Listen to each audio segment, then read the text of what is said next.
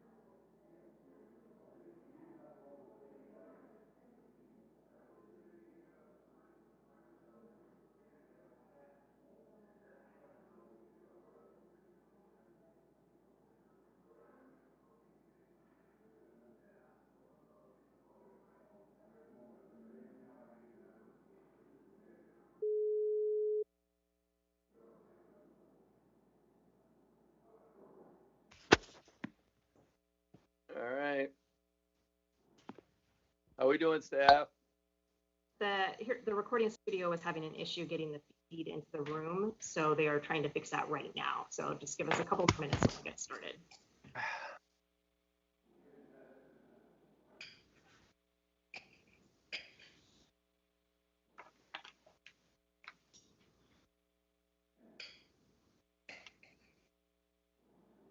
Mr. Chairman, can you please test it?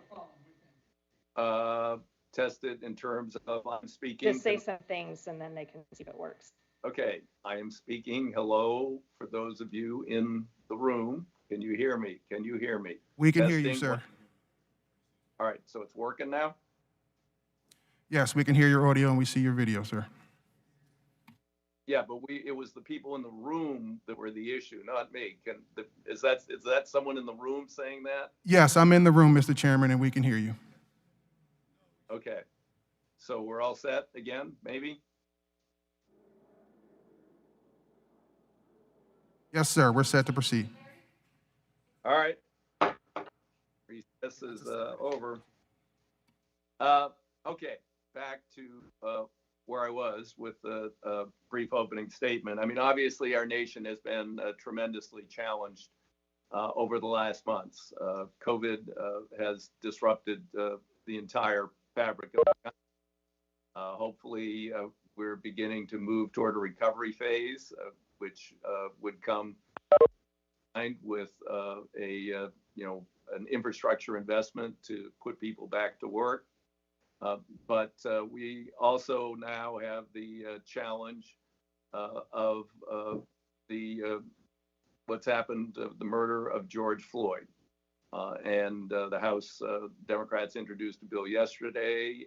It's being heard tomorrow, and it'll be marked up next week. And I expect the week after next, we will work on substantial justice reform in the House of Representatives. And then the following week, we will be taking up an infrastructure package and perhaps other bills. I'm not quite certain what all those might be. We're hearing today from one of, obviously under our jurisdiction, the most impacted sectors of the economy, those who work in transportation, both in terms of the economic impact, the loss of ridership or paying passengers in the case of aviation, the challenges to trucking. Certain sectors are incredibly busy. Other sectors have been devastated, particularly those who deliver automobiles and some other sectors. There's questions in all sectors about personal protective equipment and other measures that need to be taken to protect transit workers, aviation flight attendants, pilots, passengers on airplanes, passengers in transit, rail, Amtrak. I was talking to the new president of Amtrak yesterday. Their revenues are still down over 90%. So we have many challenges across many sectors. Maritime has been impacted, certain sectors. I'm in. Okay, perfect. All right, sounds good. Okay, good. Mike, mute, please. Thanks. And I want to hear from the folks on the front lines today, how this is impacted, what measures have been taken, what's working, what isn't, what further measures need to be taken. Can they be done voluntarily? Do they need to be done with federal direction, either administratively or legislatively, to keep workers and passengers safe, to keep freight moving in an orderly way, to help restore the economy, and other challenges. So with that, I would defer to Ranking Member Graves for his opening statement. Sam? Thank you, Mr. Chairman. I appreciate it, and I do appreciate your willingness to conduct today's event as a hybrid hearing. I think it's important to allow members who want to participate in person the option to do that. And at the very least, we ought to be able to figure out, and I think we have at this point, figure out the technical issues when it comes to the committee hearing room itself. It's important to understand just how, as you pointed out, just how this coronavirus pandemic has impacted frontline transportation workers, so we can continue, so we can determine at least a path to a safe recovery. And the pandemic has, it's ravaged our country with entire sectors of our economy coming to a screeching halt. And I'm sure we all hope that last week's better than expected jobs report is the beginning of the recovery, but that still remains to be seen. Throughout this pandemic, many workers have continued to show up and put in a hard day's work. And just like the overall economy, different sectors of the transportation economy has been impacted in different ways by coronavirus. But many of the essential workers in the transportation sector are still doing their jobs. So moving forward to recovery, we have to make smart, safe, and calculated decisions to get our workforce going and businesses hiring again. And this is going to affect our ability to restart and reconnect supply chains that are absolutely key to any recovery. As Americans, as we get back to traveling, we need to be safe and use effective measures to give us the confidence we need to return. But we also have to ensure that the workers that provide these transportation services that they're safe. And I'm glad to have the opportunity today to hear directly from frontline workers about their experiences during the pandemic. And thank you for participating, all of the witnesses for participating today. But more importantly, thank you for keeping our economy moving, even in some very, very difficult times. And finally, I do want to add, as everybody else has added too, it's incumbent upon us to make sure that we mute and unmute ourselves throughout this process. But with that, I yield back. Thanks, Dan. I appreciate your statement. With that, I will move on to witness. The first witness will be Larry Willis, President of Transportation Trades Department of the AFL-CIO. Mr. Willis, unmute with your statement. Someone else needs to mute. Please. Okay, go ahead. Thank you, Mr. Chairman and Ranking Member Graves, for the invitation on behalf of our 32 affiliated unions and millions of frontline workers that are represented by those unions for the opportunity to be here virtually today. I think it's an important hearing. I want to thank you, Mr. Chairman, and Mr. Graves for the kind comments about our members and the role that we're playing during this pandemic, and Mr. DeFazio, for your leadership and members of this community, and the CARES Act and the CARES Act, other things that have been done to speak to this both public health and economic crisis. Our members, they operate and build transportation networks that bring people, goods, and critical supplies to every corner of our nation. Whether they work in aviation, transit, rail, commercial bus, construction, or long-stored maritime sectors, they are essential by any definition of the word. As COVID-19 has spread across our country, many of these workers have continued to perform essential duties, often at great personal cost. I'm talking about transit workers who have continued to drive buses in the face of the pandemic, despite hundreds, if not thousands, of deaths in this sector alone. Longshore workers who continue to load and unload vessels in close quarters. The freight rail workers who forge ahead, even as carriers slash workforces that are already dangerously thin. Pilots and flight attendants who are some of the first U.S. workers exposed to COVID-19 that were not given the right tools they needed to protect themselves and their passengers.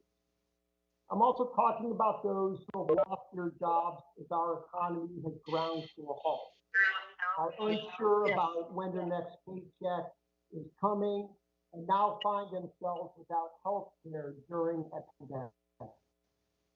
Since the beginning of this crisis, transportation labor has prioritized the safety of our nation's frontline workers. We called for appropriate PPE, workplace sanitation and cleaning procedures, and proper social distancing policies at work.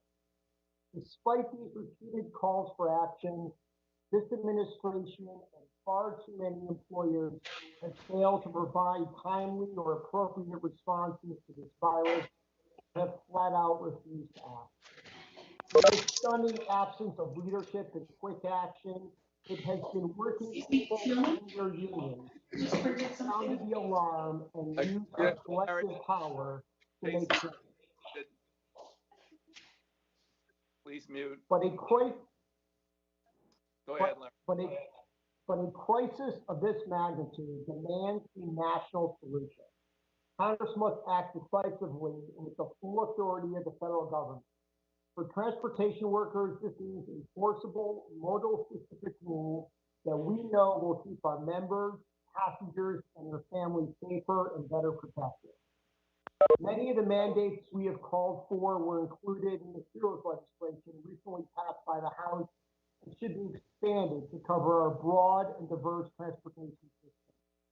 We also support the Every Worker Protection Act of 2020, which would require OSHA to issue an emergency temporary standard within 7 days. By adopting these measures, Congress can make a real difference in the lives of frontline transportation employees and all workers. Your job, however, cannot end there. The economic impact of COVID-19 has been devastating and will reverberate years beyond the immediate healthcare crisis that we are in. Congress must use every tool at its disposal to mitigate the hard times ahead, including bold federal investments in our transportation network. Public transit needs billions more to maintain critical services and avoid job cuts in communities across the country. Amtrak reports is expecting a 50% cut in riders into next fiscal year and plans to furlough up to 20% of its workforce, a plan that must be rejected. The closure of school facilities has resulted in the loss of employment for thousands of school bus drivers, mechanics, and other employees. Slowing cargo volumes threatens the viability of the U.S. maritime industry. Stipends for vessels enrolled in the maritime security program should be increased. Air travel, as mentioned, is down over 90% compared to last year. And while the CARES Act payroll grant program did an excellent job of preventing immediate and massive cuts in this sector, we know that the airline industry remains in an extremely difficult and challenging financial position. We also know that investing in infrastructure creates and sustains good jobs in construction, maintenance, operations, and manufacturing. What's more, when we improve the quality and accessibility of our transportation network, the economic opportunity of those investments extends to every corner of our economy. From businesses who can move goods quicker and more reliably to workers who can reach new opportunities because of improved highway and transit access. Finally, we cannot ignore the fact, especially given the times that Chairman DeFazio mentioned, that communities of color have been disproportionately impacted by this crisis. We must understand that this did not happen by accident. It is the direct result of systemic racism that has plagued our nation.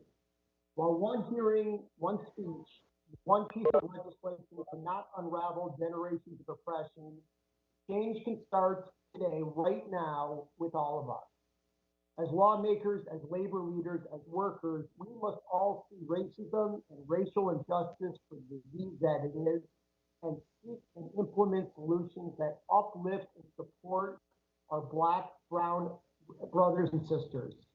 And say with conviction, Black Lives Matter. With that, Mr. Chairman, thank you again for the opportunity to testify. Thank you, Mr. Willis.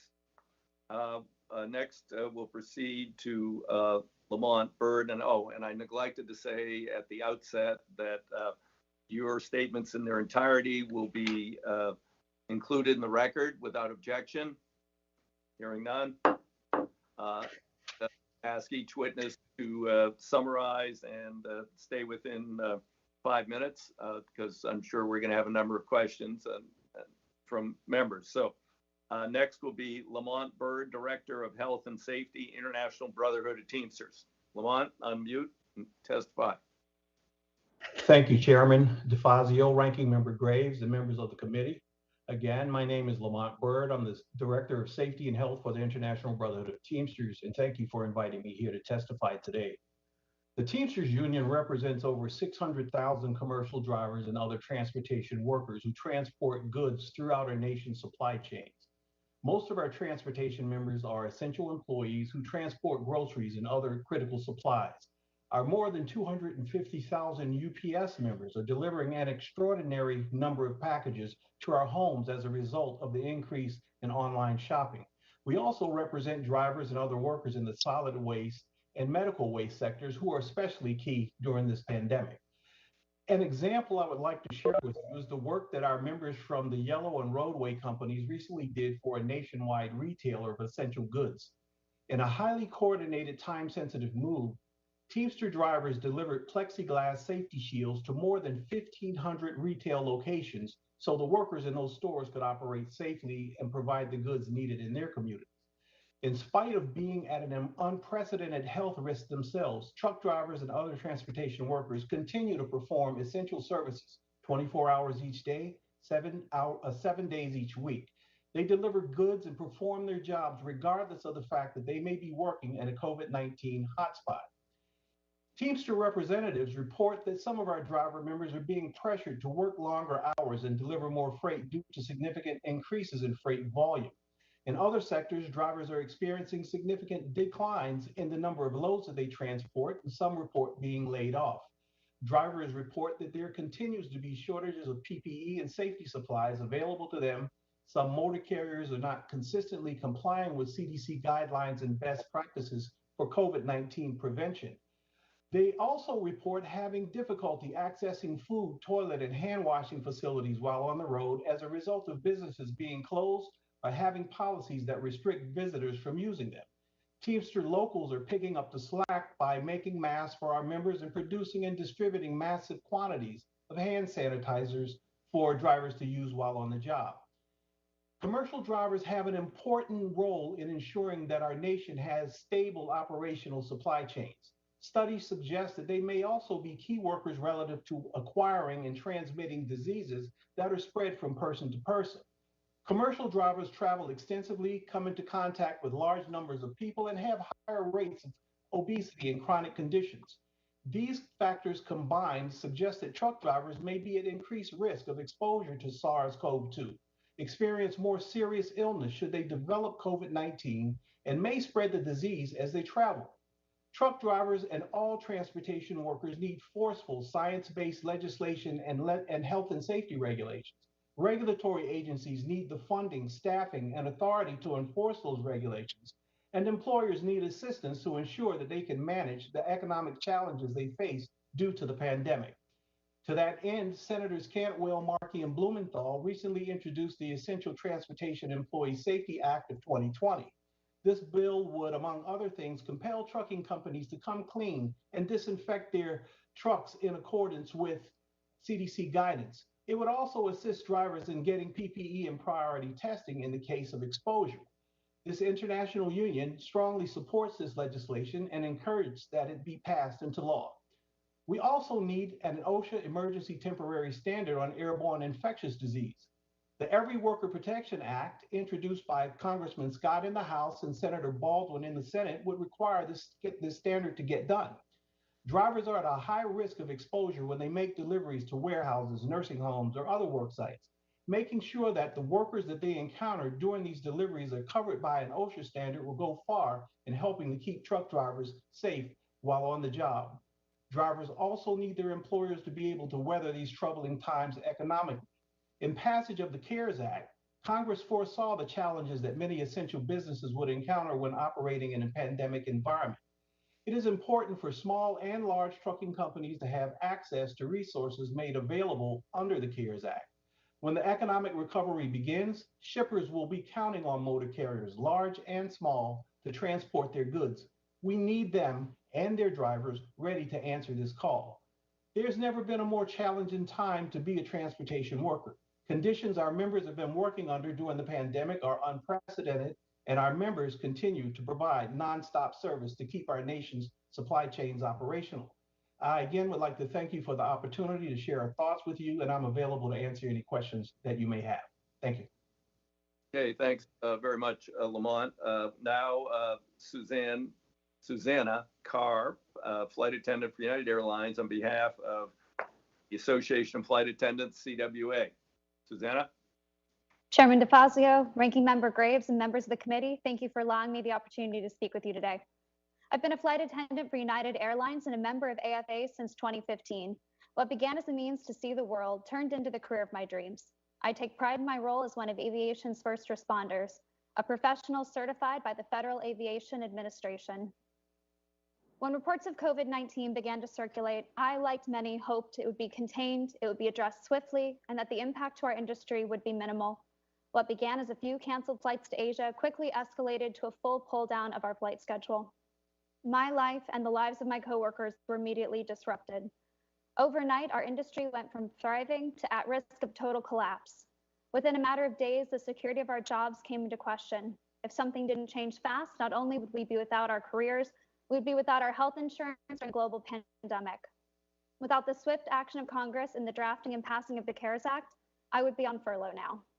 Because of your leadership, I kept my job. I'm able to pay my bills and have the peace of mind that a paycheck and medical insurance coverage provides, particularly in a time of crisis. I want to work, and I've remained on active status with my airline throughout the pandemic. But my last working flight was on March 22nd, 2020. It was a return flight from Zurich, United's last direct flight. I remember how concerned the passengers were about being able to get home. Many were wearing masks or covering their faces with scarves or other clothing.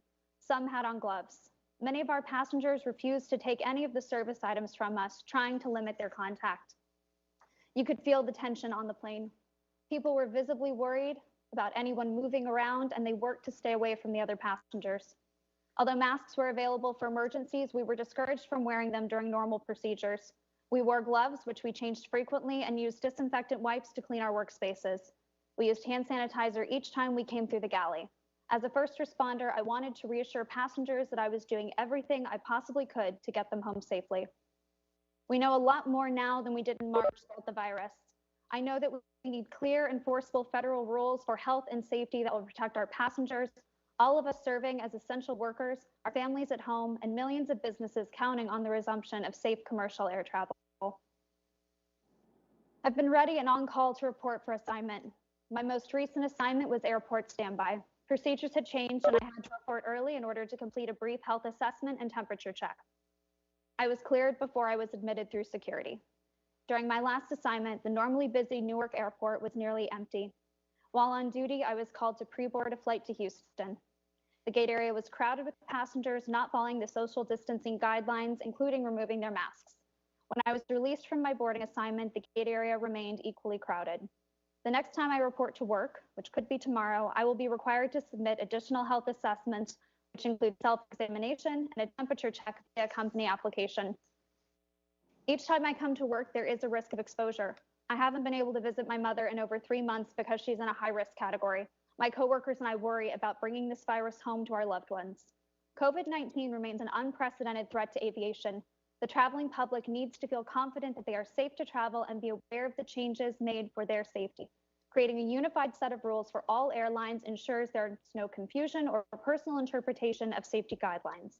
The Department of Transportation has taken steps to protect the health of passengers before, requiring passengers to refrain from smoking and to wear a seatbelt while seated. In a post-pandemic world, wearing a mask should be no different. Based on my years of experience, I know that a federal mandate to require all passengers and crew to wear a face mask while in the airport and while on board the aircraft is necessary. The virus is a safety threat that we cannot see, and yet we must continue to do everything in our power to protect ourselves and the passengers who have placed their trust in us. I believe that clear federal rules will also help rebuild confidence in air travel and allow us to play our role in the country's broader economic recovery. Although air travel is slowly picking up, it is nowhere near the level that it was before the pandemic began. We will almost certainly need continued support after September 30th. That is why Congress must act now to continue the work the CARES Act began. Payroll support needs to be continued through at least January 31st, supporting workers like me during a recession and ensuring we can continue to contribute not only as aviation's first responders, but as part of a recovering economy. Without an extension, mass layoffs are surely a certainty.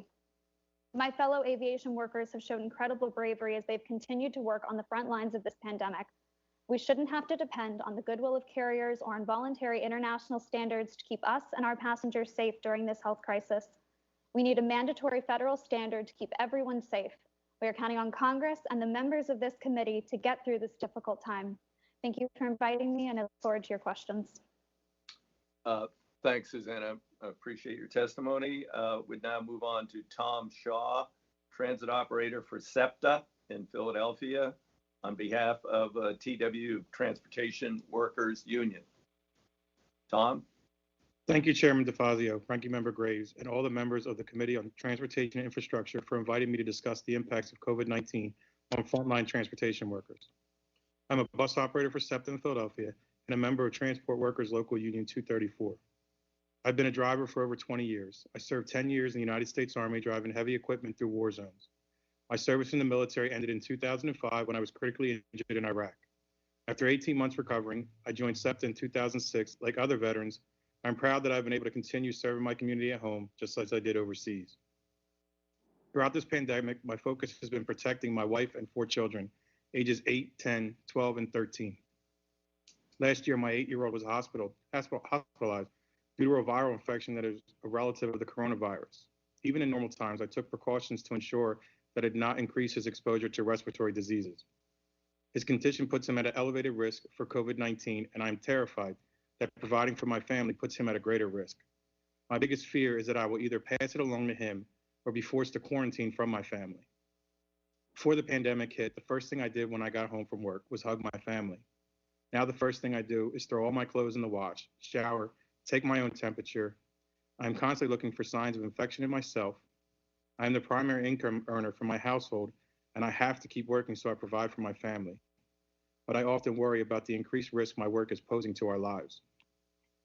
At the same time, I feel a sense of duty to my community to keep our transit system running. Each night on the bus, I see nurses going to hospitals, grocery store clerks going home to their families, as well as other essential workers.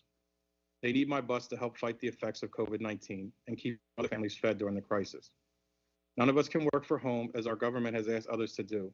We are all at risk on the front lines of this pandemic, but we continue to work to keep our country safe. Frontline workers have asked very little during this extraordinary time, only that we be given the protection we need to keep ourselves safe. Those protections have never fully arrived. At the beginning of the crisis, I had to buy my own personal protective equipment, including masks, gloves, sanitizer, and disinfectant.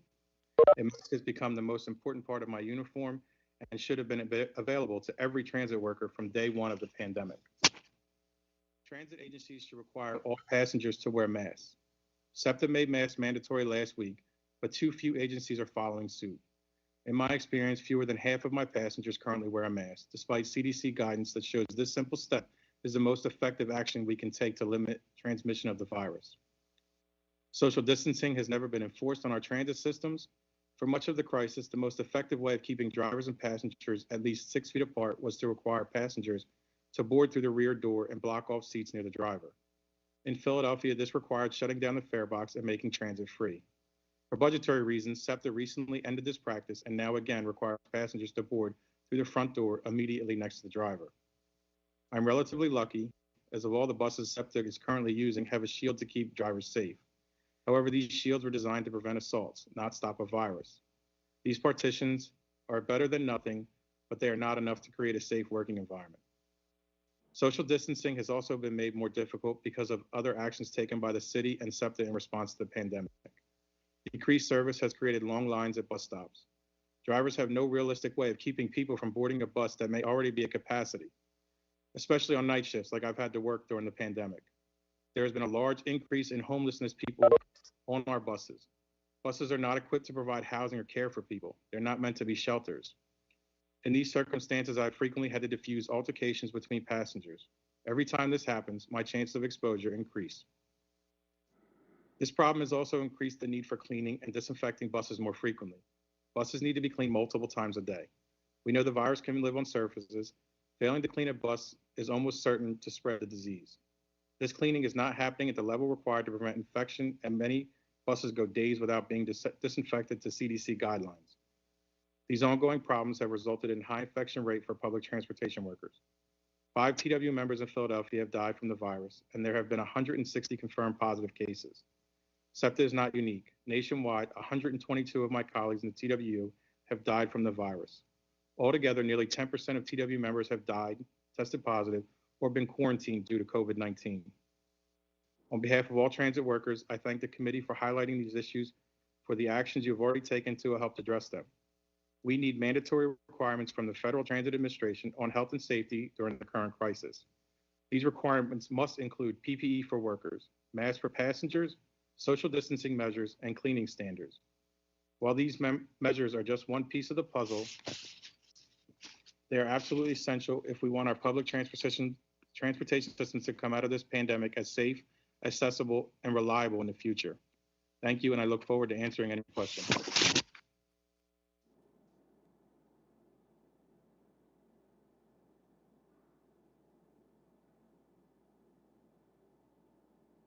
You're on mute, Mr. Chairman. I just got it. Thank you, Thomas. I now turn to the ranking member of the subcommittee on aviation, Garrett Graves, to introduce our next witness. Garrett? Thank you, Mr. Chairman. Mr. Chairman, I'm pleased to introduce Mr. Randy Guillotte, who is chairman of the American Trucking Association and the past chairman of the Louisiana Motor Transport Association, the important affiliate in the state of Louisiana. Mr. Guillotte has over 30 years of experience. His grandfather, Mr. Petrie, established Southeastern Motor Freight in '85. He established, together with some others, Triple G Express. They both do intermodal transportation services, largely out of the Port of New Orleans. Randy has done everything from working on the dock and safety to driving and working as an executive within the trucking industry, has a fantastic perspective, oversees over 100 employees, and is very much focused on the worker. But as you know, the American Trucking Association really is the voice of that freight moving across the country, and very pleased that he's here to join us today, and looking forward to his testimony. Thank you, Mr. Chairman. Thanks, Garrett. Mr. Guillotte, please proceed with your testimony. Thank you, Chairman, Congressman Graves. Thank you, Chairman DeFazio, Ranking Member Graves, and members of the committee. My name is Randy Guillotte, and I am president of Triple G Express and Southeastern Motor Freight, motor carriers based in Jefferson, Louisiana.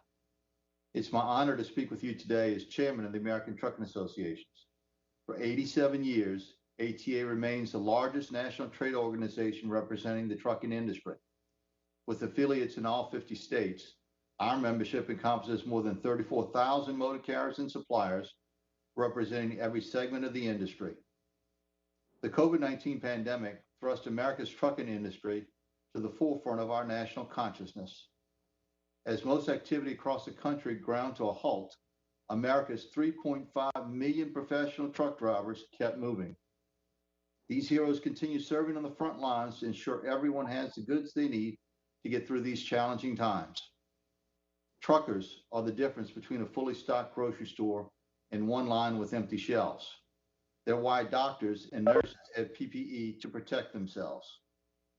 They're how test kits get to hotspots for local officials to use to fight the virus's spread. The health of our nation, of our entire economy, rests on the strength of these heroes and our industry.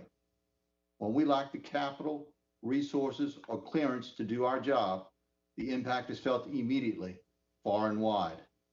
Not only by us, but by the people we serve, our customers, grocery stores, pharmacies, hospitals, first responders, farmers, manufacturers, business owners, and the consumer, the American people, just to name a few.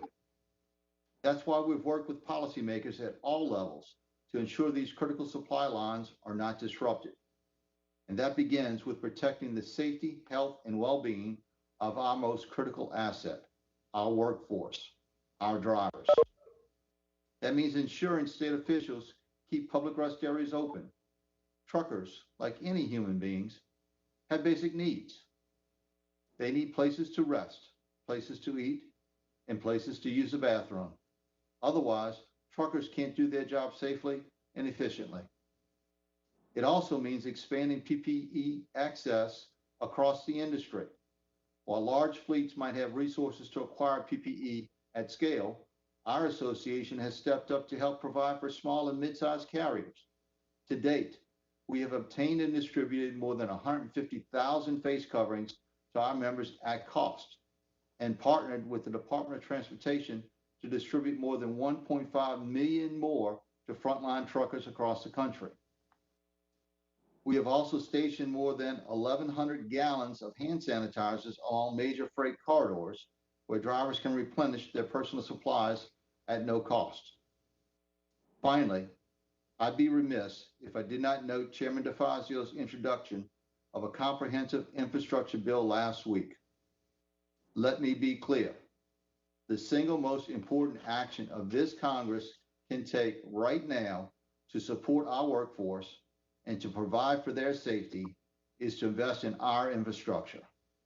Roads and bridges are not Democrat or Republican. We all drive on them. For the 7.7 million Americans in the trucking industry doing our jobs day and night, moving our economy, we ask members of this committee to do theirs and pass a bipartisan infrastructure bill this year that meets the urgent needs of our economy, our industry, and the motoring public. Thank you for working with us to ensure America's trucking industry has the support it needs to serve our country through these tough times and into a better tomorrow. I look forward to answering your questions. Thank you. Thanks, Randy. That concludes our witnesses. And now we'll proceed to questions. The staff has provided a list. It looks like we have extraordinary attendance today. Thanks to everybody. And we'll try and move along quickly. And as I said, it'll be done in the usual order. First, I'll claim my time. And first to Ms. Carr, if you could unmute. I'd just like to discuss what you talked about in terms of observance at the gate recently of people not following the guidelines. And were they admitted to the plane while still not following the guidelines? So, Chairman, they would take their masks on and off. Again, there was a lot of crowding around the gate area. People were very eager to get on board the aircraft, as they generally are. And despite, the guidance from our gate agents asking them to, to space out, to keep the 6 feet, people were again too eager to get on the plane. As I was coming off, again, there was crowding. My coworker and I were both trying to exit the area. We were pressed up against people just trying to get out. Mm-hmm. Have you heard from any of your coworkers about people refusing to wear masks on the plane? I have seen instances on social media through my coworkers where they have discussed the fact that passengers, don't like to wear the mask, might take it off for a longer period than just to eat or drink. It's definitely an issue that we need to address. Do you think if we said seat belts and not smoking are just a voluntary airline rule, that we would be getting the levels of compliance we're getting today? Because it's an FAA and will be enforced by the federal government? Because we have that security of the federal government giving us that backing to do our jobs and enforce no smoking on planes, enforce seatbelts, by enforcing masks, people, I believe, would have to listen to that. I believe there would be less pushback and less mistakes about what is acceptable at this point when you're traveling on an airplane. Okay, thank you. To Mr. Willis, Larry, if you could unmute, and you could, again, yes, thank you. On the issue of OSHA, you mentioned OSHA and the lack. Want to just expand on that a little bit? What would fighting sectors? Sort of breaking up there, but I think you were asking about the OSHA emergency temporary standard. I think from a transportation worker perspective, both the OSHA temporary standard and the modal specific requirements that we've been discussing here work hand in hand. I think Mr. Chairman, OSHA jurisdiction on the transportation side can be a little hit and miss. We do know that in the transportation side, there are sort of uniquenesses about these industries that I think require the nodal agencies to really step in here. You raised a question about, empowering the flight attendants to enforce the mask rule. I think that has to happen through an FAA directive and then giving them the authority, again, in conjunction with the broader approach that OSHA offers. And finally, as we talk about masks in the context of aviation, I think if the first security officers, if the screeners were here, they would say that, in addition to the aircraft, we need to make sure that passengers coming into the screening area are wearing masks, and that's enforced at a national level so that they're protected from this virus as well. Okay, thanks. And then finally, quickly, mute again, thanks. And quickly to Mr. Shaw, if you could unmute. I think you said that a lot of your assistance for PPE came through the youth and not through the employers. Is that correct? Yes, Chairman Graves. Okay, that was an answer. I said Graves, but okay. All right. With that, I'm going to move on to Ranking Member Graves for his question. Ma'am? Thanks, Mr. Chairman. My question, I only have one right now, and it's for Mr. Galloyd, if you could unmute. And you mentioned that the shutdown of certain businesses and obviously certain regions has caused challenges to the supply chain, and it's kind of thrown off the balance, or has thrown off the balance of our freight systems. And I'm just curious how your members are addressing that, and does this threaten the long-term viability of those supply chains? Well, as it was mentioned earlier in discussion, certain segments of our industry are busy still with consumer type goods, but many segments of our industry that are servicing fuel deliveries, for servicing the oil field right now, for servicing car manufacturers and other types of factories that are shut down because of the pandemic or just getting back up and going now. It certainly has disrupted the entire supply chain. So we're looking forward for the economy to get back going again, and that we can try and bridge the gap on the deficiencies now with the supply chain versus what we were experiencing before. So will there be long-term effects? I think the longer the slowdown is, the worse it's going to be in recovery. But I think if it's shortened timeline, that we'll be back in the supply chain, we'll be back to normal. Our workers have been up to the task. We've been at the front lines delivering, and we will continue doing that as an industry. Thank you. Do you have an estimate on how long it might take to get back to normal? Our economist, for ATA has projected towards the end of 2021 might give us some sort of normalcy again. We're experiencing a tremendous slowdown in the second quarter this year. Some estimates are as high as 35%. And while we're looking for an increase in the economy in the third and fourth quarter at measurable lengths, it's still going to take that long to get back to normal if, in fact, the projections are correct. Thank you. Thank you. How are you back, Mr. Chairman? Sam, we'd now move to Eleanor Holmes Norton. Eleanor, unmute. Yeah, I hope you can hear me and see me. Mr. Chairman, I do want to thank you for this hearing. I think it has been really important to hear from these leaders on the front lines who are experiencing the most exposure and who can help us the most. Indeed, I have a question really for all of them. My own district, the nation's capital, and the surrounding region was the last to open. It was a real hot spot. And now it is inching to open. It is inching toward reopening right now. for those of you on the front line who are now seeing the virus resurge in some parts of the country, would it be your advice to cease reopening so quickly? Or do you believe the kind of reopening at various levels, and I must say, in various jurisdictions, do you believe that reopening should continue in light of whatever exposure you think your own workers may have as a result? I'd like to hear from all of you on that, because all of you are exposed. If you could all briefly address it.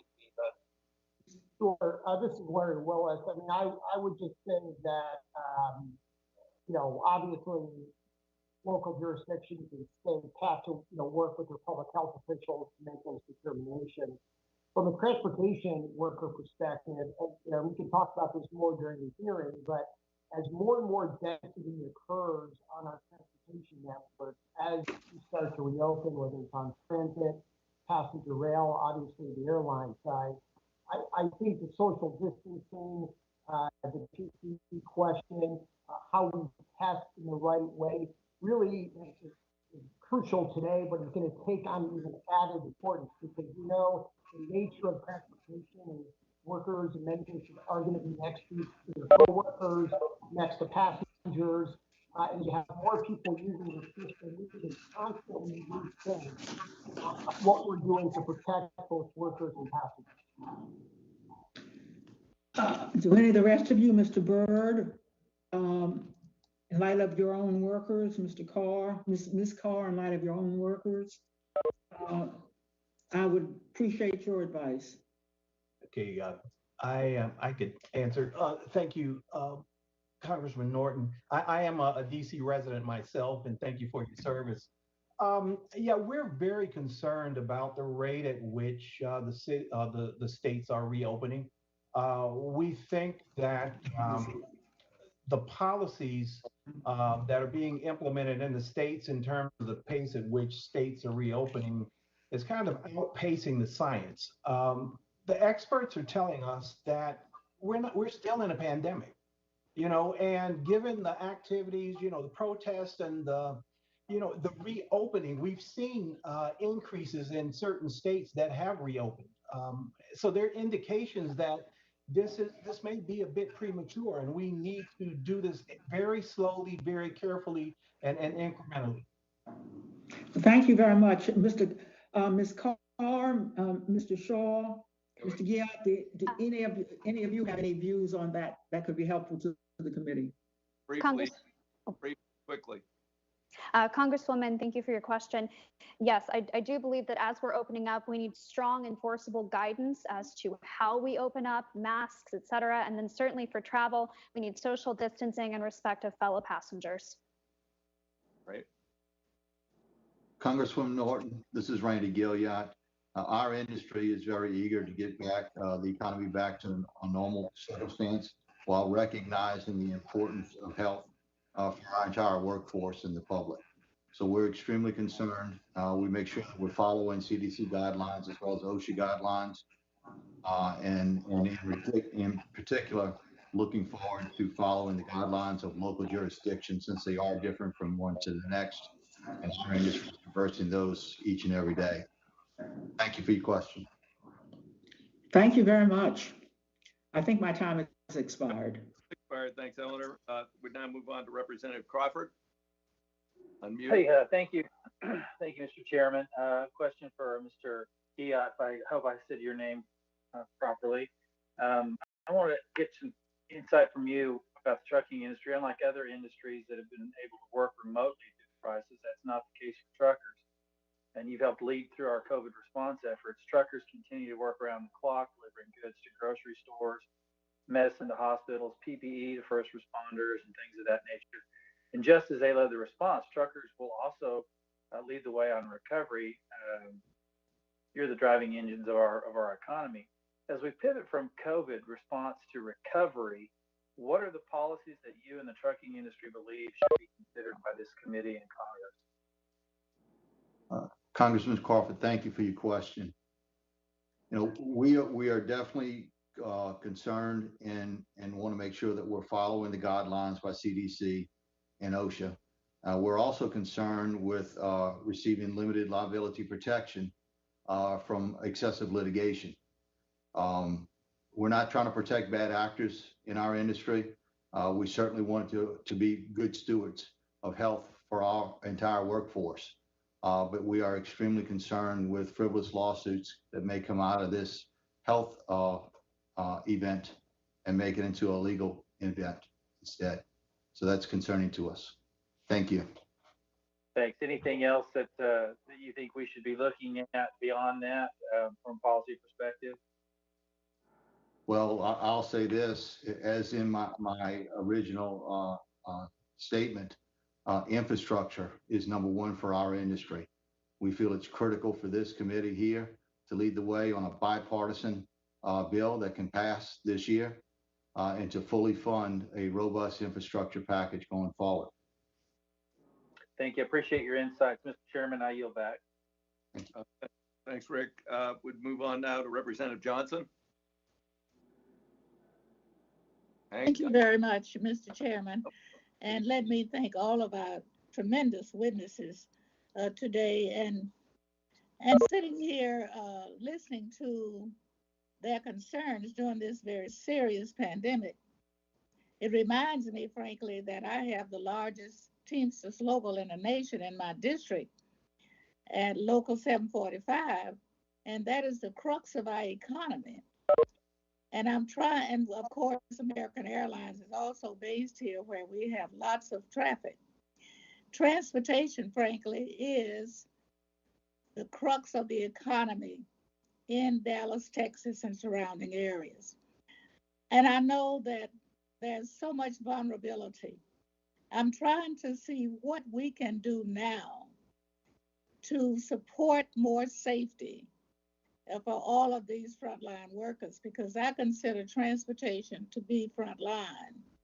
I'd like to see if there's anything that we might be able to do, knowing how long it takes us to get to the legislative cycle of things.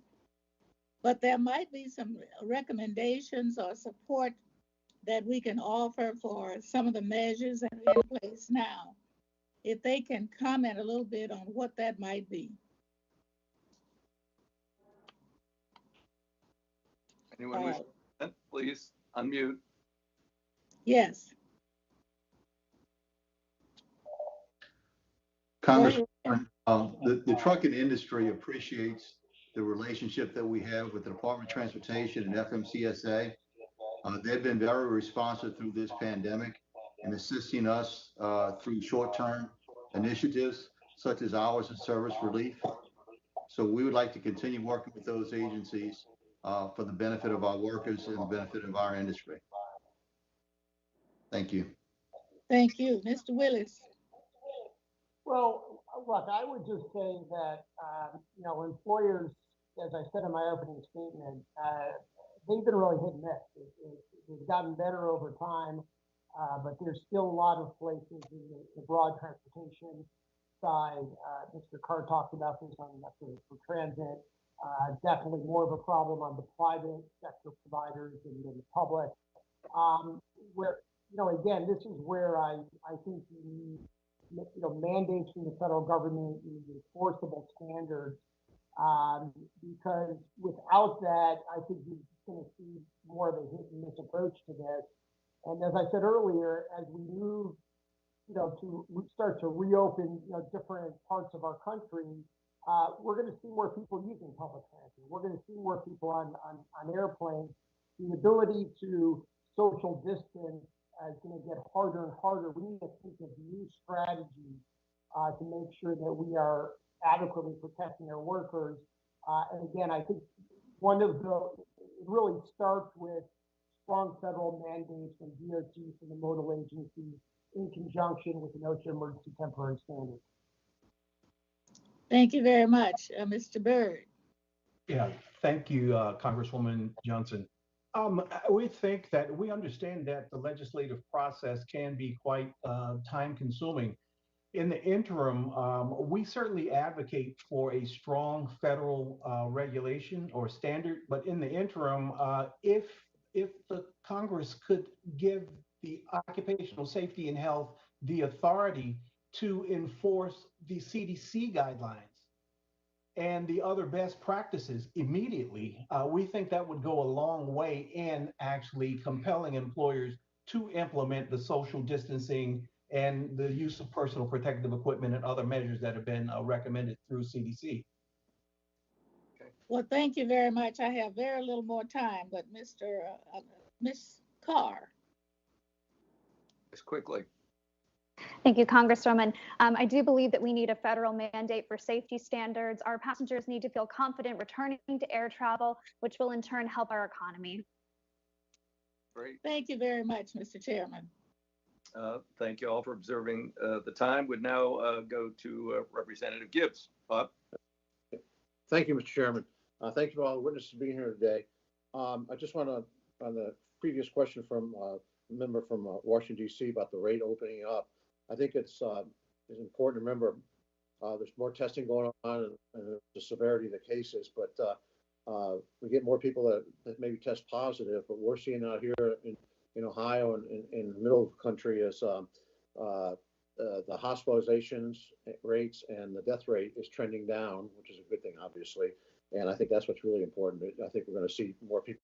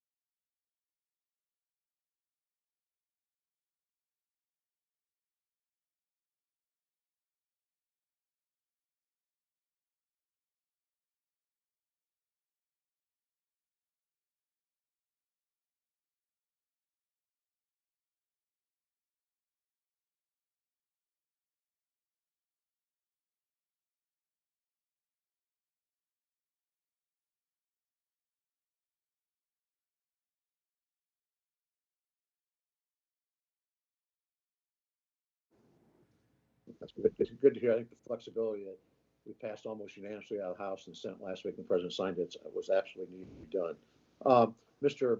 Byrd, the recent finalized revisions of the Federal Motor Carrier Safety Administration's hours of service rules change overall driving time for commercial vehicle operators. How's that impacted your members with the changes? Well, we're going to have thank you for the question, Congressman Gibbs. We're going to have a significant number of our members affected. I think you're referring to the changes to the short haul provision and rest break provisions.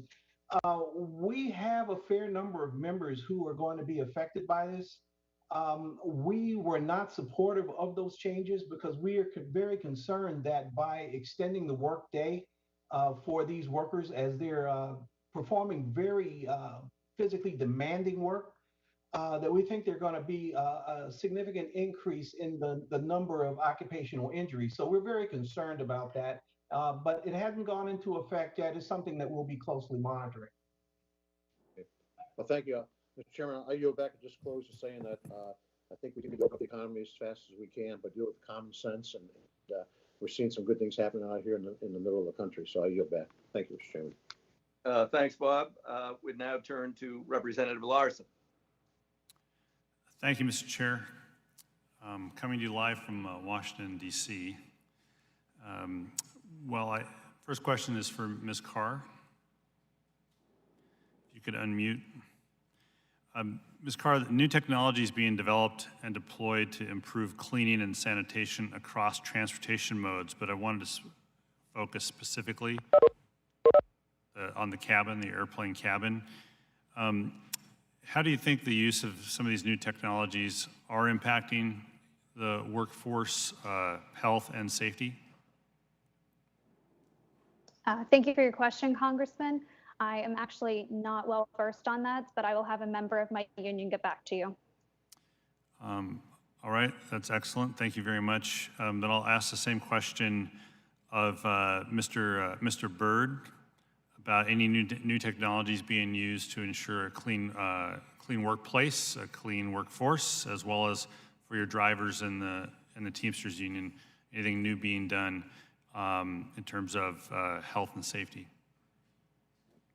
There are no new technologies that I'm aware of, and I do directly deal with the occupational health and safety related issues with our labor union. I am completely unaware of any new technologies being employed. We're primarily relying on when it comes to cleaning and disinfection, we're relying on using products from the EPA's approved list of cleaning and disinfecting supplies. That's about the extent of it that I'm aware of, sir. Thanks. I'm going to go back to Ms. Carr. Since 2015, I and some others have called for a national aviation preparedness plan to ensure that all levels of government, airlines, airports, other aviation stakeholders are better prepared for future public health crises. Now, from your experience with the COVID-19 pandemic, what priorities would you include in such a plan for a national aviation preparedness plan to prepare for public health crises like COVID-19? So, Chairman, I have to say, when the spread began, I was surprised that there was not a more wide sweeping plan in place from our government. And I think moving forward, that is something that we need to have. Obviously, that would change slightly based on what the crisis is. But as an example, the fact that early on we were not wearing masks, we weren't wearing gloves, passengers were exposed, we were exposed. These are all issues, as well as testing from the get-go, having different stop points to ensure that a passenger who may be infected is not getting all the way to the plane. They're stopped before that. These are all steps that we need in place, cleaning provisions. All of that should be outlined so that when a crisis like this occurs, we can immediately move into a plan of action. Perhaps one of the lessons that we can learn from this. Thank you. Mr. Shaw, in my district, Island Transit, Community Transit, and the Whatcom Transit Authority and other local transit agencies have implemented rear door boarding, installed protective shields, and you've discussed some of those, suspended fare collection. From your experience at SEPTA, are these measures effective? And do you think any of these practices or any others should be implemented permanently? We did have rear door operations, and they were effective, and we were able to block off or lift up the front seats to keep the social distancing.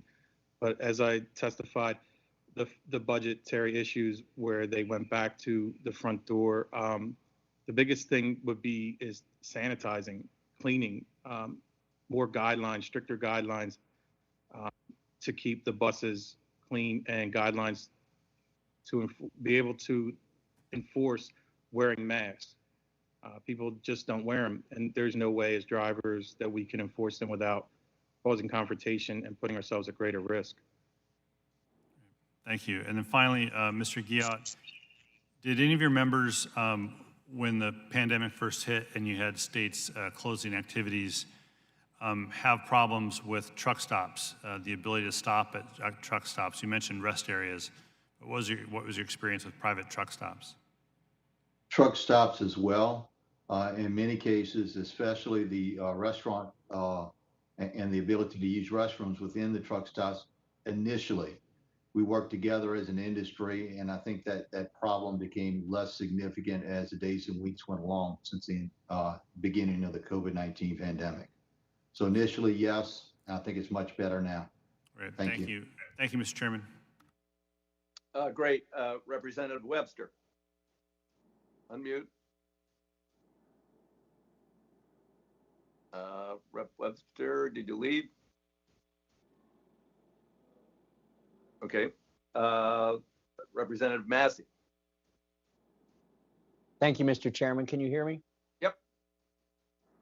Ms. Carr, you mentioned some national standards for aviation for the passengers and also for the flight attendants. What standards would you like to see if we did come up with some federal guidelines or standards for air flights? I think one of the most important ones right now is going to be wearing masks in the common areas of the airport, and then wearing masks on board the aircraft, both for crew members who are working and for passengers who are traveling with us, as well as social distancing. The CDC has come out and said that wearing a mask is one of the best ways to prevent contracting and spreading this virus. So having those steps in place, I think, is vital. And when you're provided a mask by your employer, do you get an N95 mask or a lesser mask, or what types of masks are flight attendants provided? So there's going to be a variety. Naturally, the N95 has been said to be the best mask available. However, not only are the airlines trying to get this, but so are our frontline health officials and everyone else in the country. So I've seen a variety of masks made available. Would you prefer to have the N95 available for flight attendants? I'd absolutely like to see the best masks available to our frontline workers, including flight attendants. Okay, same question there for you, Mr. Shaw. What kind of standards would you like to see in transit? The standards that I would like to see is the sanitizing of the buses. I don't believe that my employer is taking it seriously. I'll do multiple trips, multiple times a day, and my bus will not be clean. Standards from the federal government for sanitizing the buses, I believe that would definitely help. And again, masks, making the passengers wear the masks. They're not wearing the masks. They're coming on, and all I can do is ask them to do it, and they just look at me and pass by. So some type of standard and ways to enforce that would definitely make this job a lot safer. If they don't have a mask, are you able to provide them with one? No, I don't have anything to give them, and I'm just told to ask them to wear it and allow them to ride. Okay. And what kind of mask are you provided with by your employer? We've been provided with disposable masks, neck gaiters, a cloth mask, and masks that other operators make from home. We haven't been given any N95 masks at all. Okay. It's my opinion, and I guess this is also supported by scientific studies, that if you want to try and protect the wearer from contracting the virus, that you would need something like an N95. And if that's the circumstance, then I would think that the flight attendants and the operators of transit should at least be provided that level of a mask. Whether that's a federal policy or not, I don't know whether we should come in with a one-size-fits-all, but we should definitely apply some science to these standards, whether they're state or employer or federal. Switching gears, Mr. Guyot, can you tell me if there are still any issues with truckers being able to find or get access to appropriate restrooms and restaurants? Are there any states in particular where you're having difficulty still? I'm not aware of any at the present time right now. There may still be some limited access, if you will, but nothing in the critical stage like it was at the initial onset of the pandemic. So there's been some talk that there might be another flare-up of the virus as we open back up or as we get into the cooler months. Do you have any recommendations for states, since this is sort of a state-by-state basis and ad hoc? Do you have any recommendations for the governors if they do implement, more stringent, restrictions? What to avoid in order to keep from making truckers' lives more difficult than they already are? As we have worked with the jurisdictions at the very onset, I would recommend to keep our workers in mind because we are critical for keeping the economy going. We are critical for delivering the essential goods, not only to our healthcare workers, but to the rest of the entire economy, to the American people, the grocery stores. You know, the biggest conversation at the beginning was there's no toilet paper left on the grocery store shelves. So, you know, as we say, we're moving America just to be able to keep those basic necessities for a truck driver available. Please keep that in mind. Okay, thank you very much and stay safe, you all. I yield back, Mr. Chairman. Thanks, Thomas. Representative Napolitano. Thank you, Mr. Chairman. Thank you to all for being such incredible workers during this very harsh time. How is transportation industry keeping workstations clean during shift changes? And have you tried, or are they considering the fumigation, such as the airlines some of the airlines have instituted to all of you?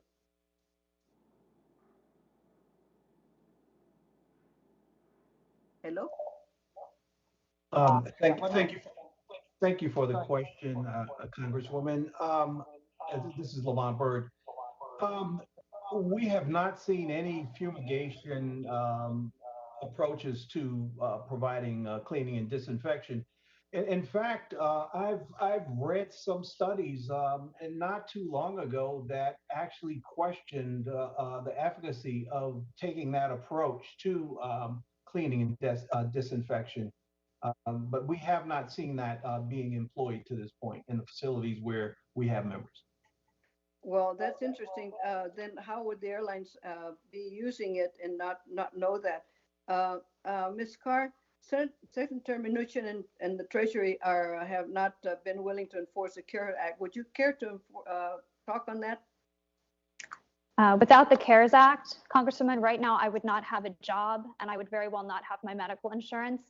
This act was historical. Payroll protection for workers is absolutely vital during this time. Yes, but they're unwilling to enforce it. We absolutely need to see enforcement across the board, and I can have my union get back to you on how they'd like to see that accomplished. Thank you very much. The partitions, one of you mentioned the partitions are not enough, but LA has started a long time ago, put partitions in. Do you think that would be helpful? Maybe even asking the bus manufacturers to create something. What would you comment on that? Thank you, Congresswoman. We do have partitions, but they're short. They don't extend out past the fare box. They're there to stop somebody from punching or throwing a liquid on you. Newer partitions need to be longer and enclose us more to protect us from people being able to come around it. Would you be able to provide some information or recommendations on that? Yes, I can definitely have my union reach out. On the buses that the routes get crowded, has the bus company considered putting extra buses, the same route, to deal with the extra influx of passengers? My company has done that, but it still hasn't been enough because of the limitations on the people we've experienced as operators, where the people at an intersection would stand in front of the bus and not allow it to move and destroy the bus. There has been no protection for the drivers to prevent these things from happening, and not enough service to provide it. That's, again, one of the biggest things that we talked about was there's not enough service for the people, and it's causing unsafe conditions for the operators. There is no standard, in other words, and even though they recommend, nobody wants to do it because it costs money. Is that right? That's correct. I think these guidelines should be extended, because if we are entering a period where another pandemic, stronger one, may happen, we will not be protected. What would you recommend that we do in order to be ready for, at least prepare? Brief answers. I've got a minute. You know, one thing on the transit side that hasn't been discussed here is, you know, someone asked about the air on the aircraft cabin. You know, buses can think about this too. I know there's been some discussion with employers to have better filtration systems on the buses connected to the air conditioning system. And again, as I think we move to the summer months, I can be aggressive about that. To be a good, added way to clean the air in addition to the disinfecting and cleaning that we've already talked about. Also, the air circulation in the airplanes is important, isn't it? Yeah, someone, I believe you or someone else raised that, I think it was Mr. Larson raised that issue previously. Air cabin quality was an issue even before COVID, and really major significant problems and things that the FAA and Congress need to do better to make sure that we do have clean air on board the aircraft cabin. COVID-19 has just reinforced, how contained that environment is, and I think really makes it that much more important to deal with those issues on the aircraft cabin. Thank you, Mr. Chairman. I yield back. Thanks, Grace. Just in reference to that, I have asked the FAA to solicit a study of circulation in the interior of an aircraft. We do not know how these micro droplets, particularly someone not wearing a mask who coughs or sneezes, or even someone just talking, how they behave in the aircraft. My understanding is Airbus and Boeing are both doing proprietary studies, which we won't see. Airbus is experimenting with reversing the airflow. I'm very concerned. The FAA at this point is totally unwilling and would like to remain ignorant of that issue. With that, I'll turn to Representative Perry. Hey, thanks, Mr. Chairman. I'm coming to you from the committee hearing room in Washington, D.C. My first question will be for Mr. Guyot and then Mr. Willis. Mr. Guyot, in your testimony, you pointed out that Governor Wolf's efforts to combat the pandemic in Pennsylvania included the closure of our service plazas and rest areas for 10 days. And as you pointed out, the policies threatened not only the safety and well-being of the drivers who were delivering critical medical supplies, food, and protective equipment, but moreover, the policy threatened to disrupt the flow of goods through Pennsylvania into the deteriorating public health situation in New York City, which at the time was the epicenter of U.S. COVID-19. Luckily, in this instance, the governor reversed course and repealed the flawed and reckless policy. Nonetheless, the experience demonstrates the danger posed by the unintended consequences of mass lockdown policies. Do you know, did the 10-day shutdown of the rest facilities in Pennsylvania disrupt shipment of vital goods, and what other operational challenges, if any, due to the response to the virus, those policies, did any of your drivers or companies face? Yes. The answer to your question, I do not know of a specific shipment that may have been altered. I do know it disrupted the general flow of commerce through the state of Pennsylvania. We had drivers who was extremely concerned about traversing through there, knowing that there was no facilities to stop and use the restroom, facilities to eat, facilities to rest. So it was extremely concerning. We were glad that our National Association, American Trucking Associations, along with its Pennsylvania affiliate, worked with the state of Pennsylvania to get those facilities back open again. I sure appreciate it. Thank you.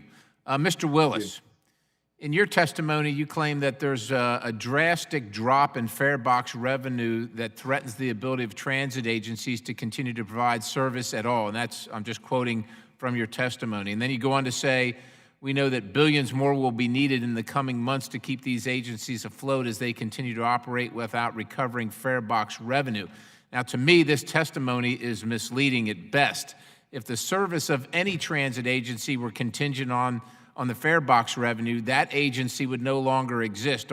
As you know, on average, federal, state, and local subsidies pay for 3/4 of their operating expenses. So just to reiterate, 75% come from federal, state, and local subsidy.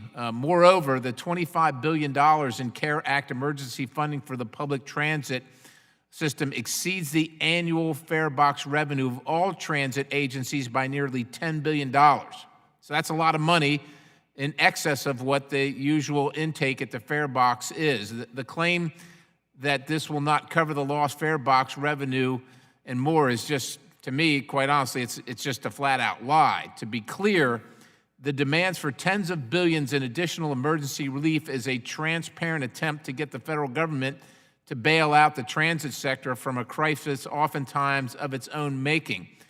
For example, coronavirus did not cause the $106 billion state of good repair backlog and the declines in service that resulted in an 8% drop in ridership from 14 to 2019. Rather, they are the result of decades of financial irresponsibility and mismanagement. More concerning to me is it's unlikely that ridership will recover to this level due to a combination of public transit's central role in the spread of COVID-19 through New York City, as demonstrated in an April 2020 MIT study. Also included the expanded telework options for large sectors of the economy, the migration of both people and business centers away from densely populated areas, and CDC guidance to avoid public transportation if possible. What steps do you anticipate the industry will take to overcome these existential threats, and how can the American people be convinced that public transit is safe? Well, that's a lot to respond to. First of all, just on the federal support and subsidies point, every single mode of transportation that we're talking about here receives federal support of some way, shape, or form. And we are absolutely support that across the board. We understand that segments of our transportation are going to need, whether it's at the state level, local level, and obviously at the federal level. Transit being a public service is going to obviously require more than airlines or other entities. I do think public transit is going to play a central role here. These are transit workers, these are agencies that have gotten essential workers to their jobs, that have gone to work every day in very unsafe conditions. As you heard earlier from my brother at the CWU union, very high fatalities in this sector of our economy. So yes, we need to make transit safer than it is today. The measures that we're talking about, making sure that we have mandatory rules in place on PPE use, on cleaning and disinfecting, on social distancing.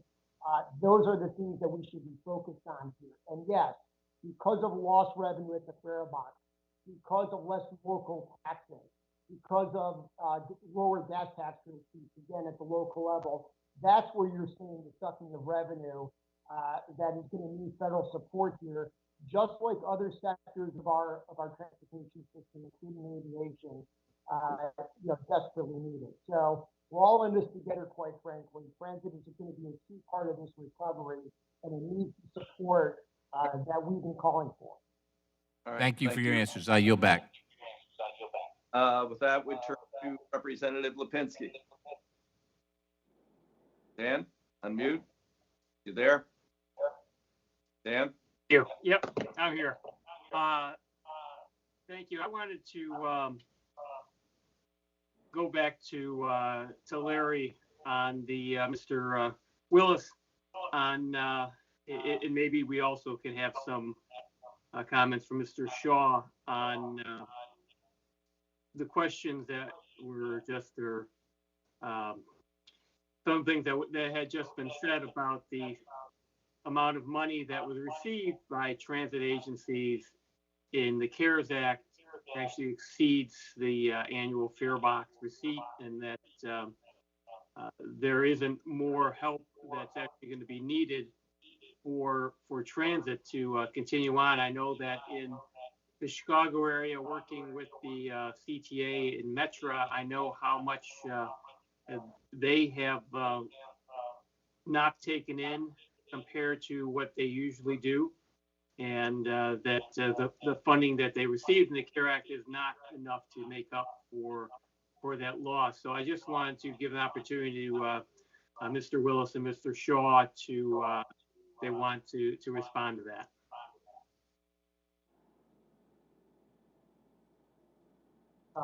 Tom, you want to go first, or please? I'll start.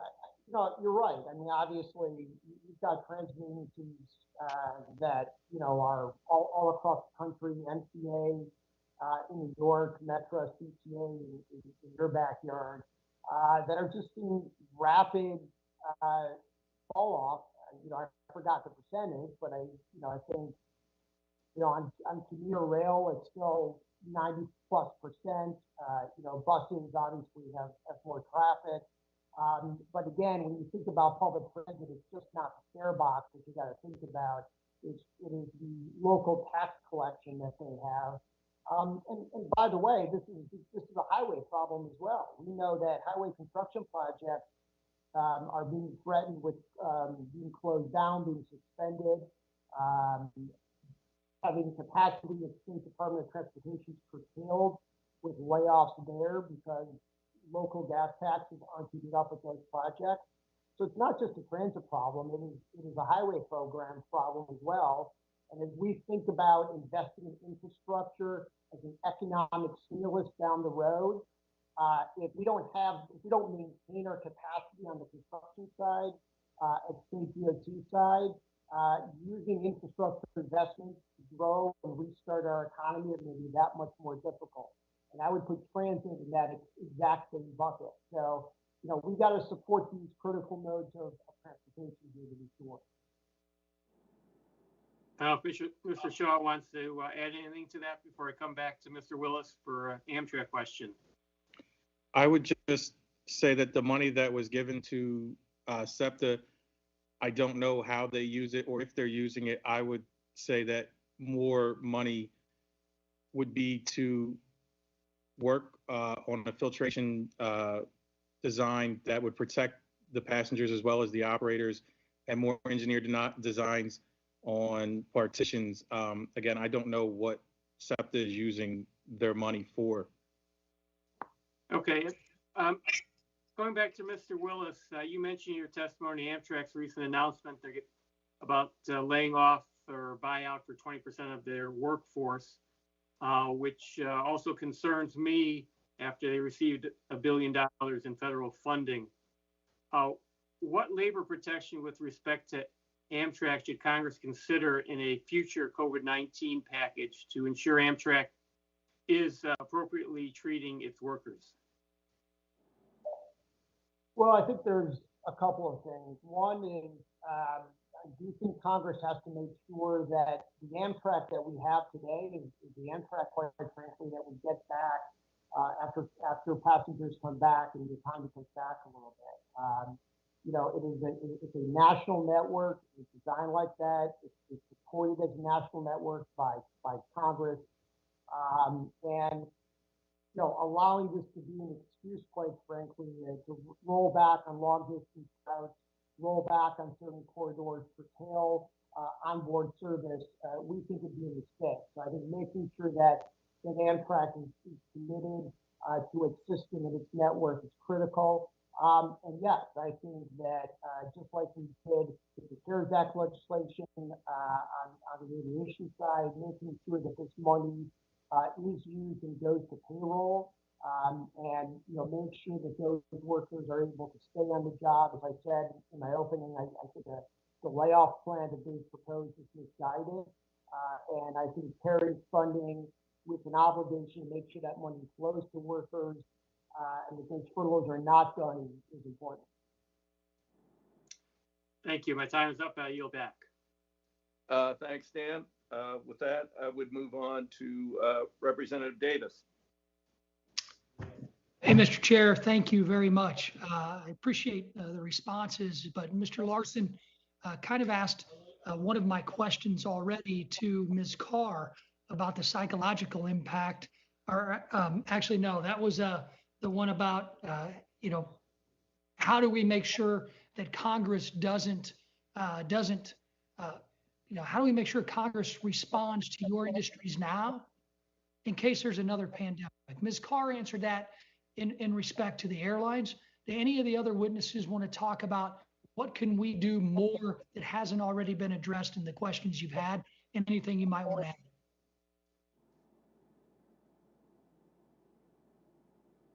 Anyone, Larry?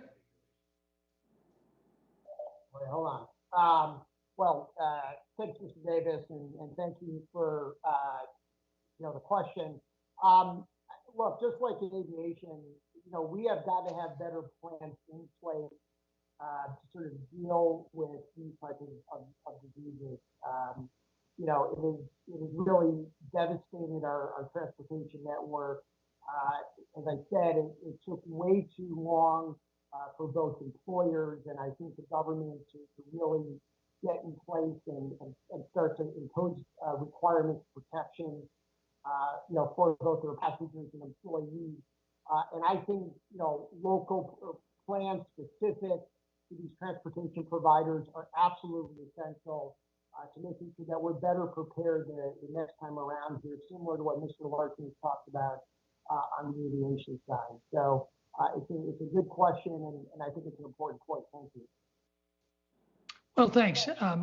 Obviously, the psychological issues that Mr. Perry brought up about how do we return? How do we get people comfortable to actually get on to our modes of transit and transportation systems?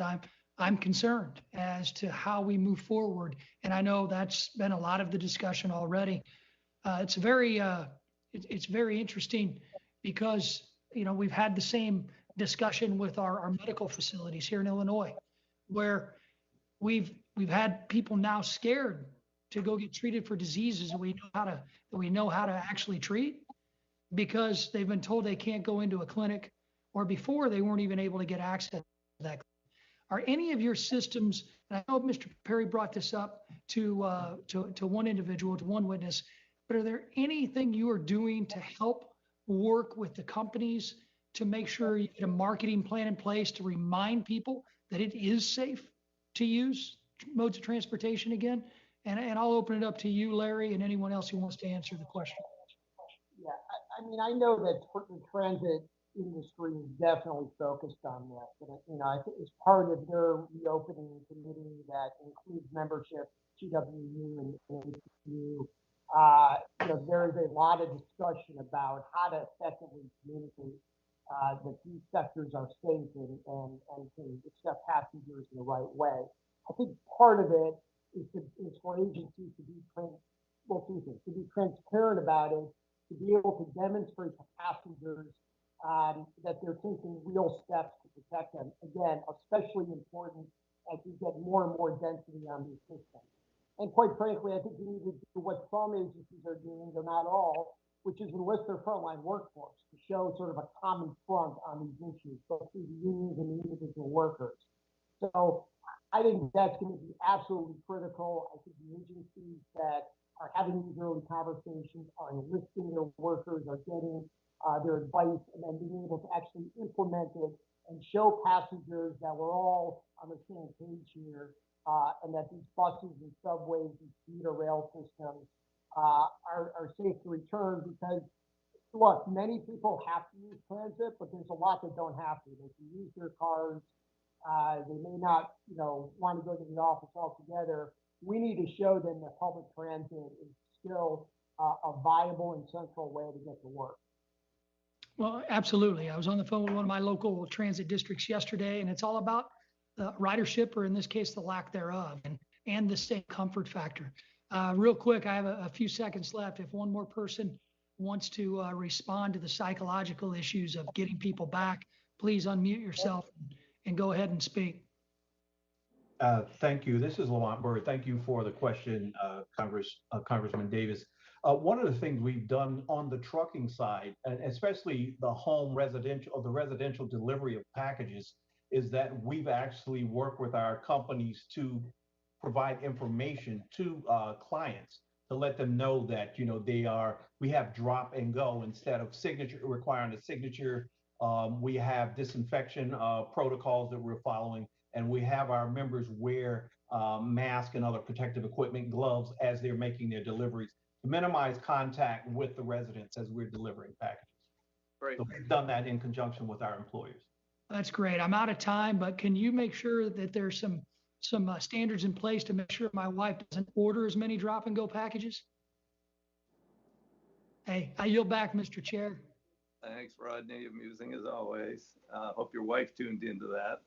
She's not here. I wouldn't have said it. Oh, all right. We'll now move to Representative Garamendi. John? Thank you, Peter. Thank you for the hearing, and as virtual as it is, and it's going very well. So once we all learn how to do it. I have basically 3 questions. The first is, I don't need to have you all plow this field again. But the first question is, should employers be required by law to provide the necessary personal protection equipment during a national health emergency?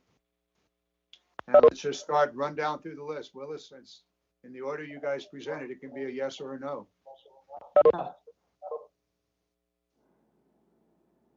Yes, absolutely. Mr. Lamont? Yes, I responded, yes, absolutely need to do that. Ms. Carr? Yes, absolutely. Mr. Guerrero? I would say yes, provided that whatever's required by the CDC or OSHA and those requirements. Very good. The second has to do with the passengers themselves. All of you have one way or another talked about this. During a national public health emergency, should there be a federal requirement that passengers on public transportation be required to obey certain standards, wearing masks or distancing and the rest? Let's run through the list again. Yeah, I would say yes, and I would extend that to the airline side, both the airport and obviously in the aircraft itself. Mr. Lamont? Yes, we would agree with that it should be necessary. Ms. Carr? Yes, sir, we agree with that as well. Okay. The next is not rather a comment about how we might make airline travel more safe. But before I go there, it's clear, at least in my mind, that when we write the next piece of legislation, if that's the HEROES legislation, that these mandates must be in it. People are simply not going to be returning, and Mr. Davis just discussed the psychological issues, until they have a high level of confidence that they will be safe on public transit. The next one deals with those of us that fly. I suspect that's every member of this committee, staff, and certainly Ms. Carr and others that are providing the services on the aircraft. Mr. Blumenthal, Senator Blumenthal, introduced nearly a year ago what we call the Cabin Safe Air, or the Cabin Air Safety Act. We were thinking principally about various contaminants, fuel and so forth, that are brought into the cabin air. We're now seriously thinking about viruses. I understand that the 787, the most modern of the Boeing jets, has an air filtration system sufficient to remove viruses. Should we require that all airlines immediately proceed with the best in the market or in the technology for cabin air safety? Should that be a requirement? And again, this goes back to Mr. Davis's question about the psychological question for the airlines. Ms. Carr, let's start with you. Yes, sir. I do believe that we need to improve the air quality on board aircrafts, whether that is through HEPA filters or in more advanced air filtration technology. And it's something that once corrected needs to be monitored frequently and improvements need to be made. Let's run down through the list. Mr. Willis.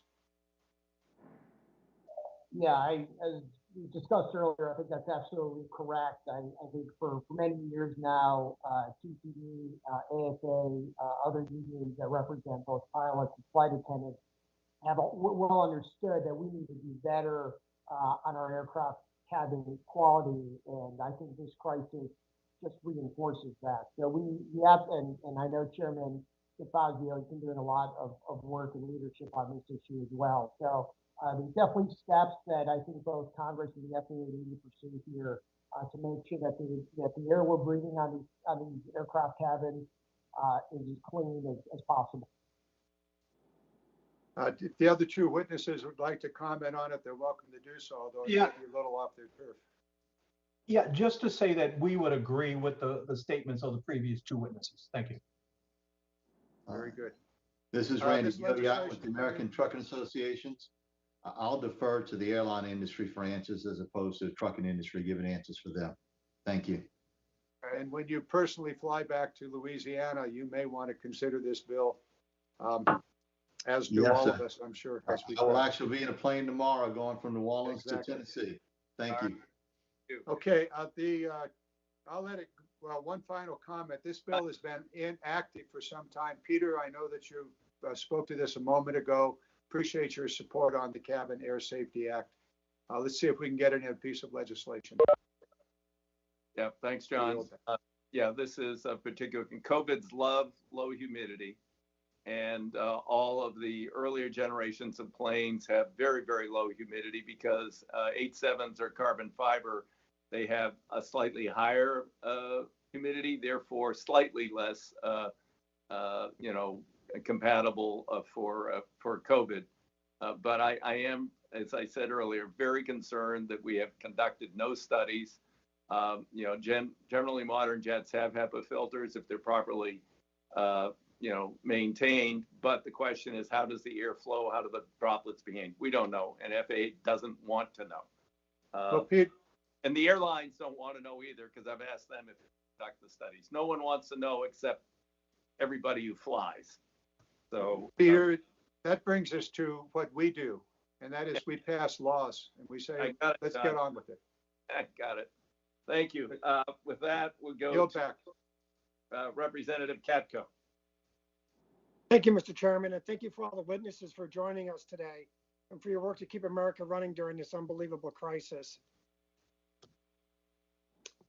I wanted to touch for a moment on a couple of different issues, but before I do so, I want to note that the transportation industry is in a unique position as a result of COVID-19, simultaneously facing the immediate public health threat posed by the virus, as well as the pandemic's dire economic impacts.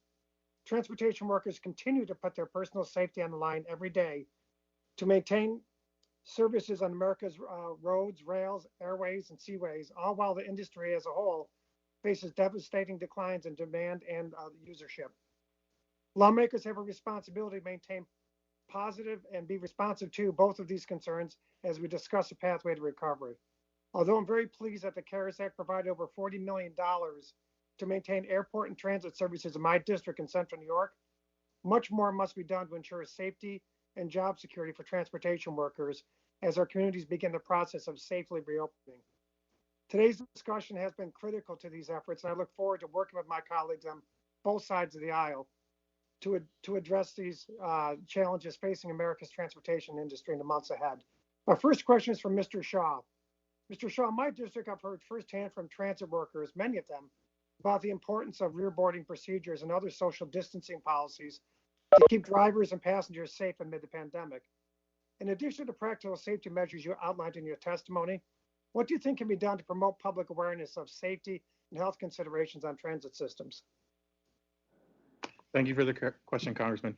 I believe for us to show the public that what the safety measures are actually being done, if they're actually cleaning the buses at transit loops, I believe that in itself, better filtration systems, if the public sees this, not just hears about it, that it will bring the public back to the buses to transit altogether. Okay, anything else? No, Congressman. Okay, thanks. I got a question for the panel as a whole. Another aspect of the transportation industry that I'd like to bring to everyone's attention is America's motor coach carriers. Despite playing a critical role in our nation's transportation system and facing massive service disruptions and layoffs, Congress has yet to provide substantive assistance to motor coach carriers in response to COVID-19. And given the role that these carriers play in facilitating passenger travel, often in conjunction with air and rail services, can anyone speak to the importance of supporting motor coach carriers and ensuring continuity of services for passengers throughout the system? Let me start with that, and it's a great issue, and thank you for your leadership on these issues, Congressman. I know it's appreciated. We represent unions that have Greyhound drivers, that have tour bus operators, TWUD, be front and center there. We have members that drive commuter buses as well. These have been virtually shut down, and really has the economic impact here has been tremendous. So again, just like the support that we're talking about for other segments of our transportation system, I do think Congress needs to think carefully and needs to provide specific financial support here. So an important segment of our transportation system, quite frankly, doesn't get raised enough. So thank you again for your leadership here. You're welcome. Anyone else want to weigh in on that before I go to the next question? Ms. Carr, I wanted to talk about your testimony for a moment. In your testimony, you discussed significant challenges of maintaining social distancing and other public health measures in the context of air travel. And maintaining safe air travel amid the pandemic is a major concern for the committee, but one that I've also heard about in my work on the Homeland Security Committee. And giving individuals the psychological comfort that they're going to be safe when flying is really important. And it's a very difficult task, admittedly. As the FAA and TSA coordinate with airports and airlines to address these safety challenges in the coming months, what efforts do you think should be prioritized the highest to ensure the safety of passengers and workers? So the FAA can and should enact safety standards that are sweeping for all of the airlines. Having a unified plan that everyone is on board with is going to ensure our passengers know exactly what's going to happen when they come to the airport, regardless of which carrier they're flying. It means that they know whether they're going to receive a health check. It means they know that they need to wear a mask as soon as they enter the airport area. They understand all these protocols and then everything that's going to happen to them once they arrive on board the aircraft. It allows us to do our jobs and focus on the bigger picture of safety rather than small individual incidents that can, potentially disrupt travel. And then again, for us, the ability to gain tests if needed for COVID-19, the ability to continue to wear masks, to have all the safety standards and PPE that we need on board the aircraft. This should be universal. Safety is not a competition. Okay, so you mentioned the masks and a couple other things. I think you mentioned in your testimony previously increasing the filtration systems on the airlines.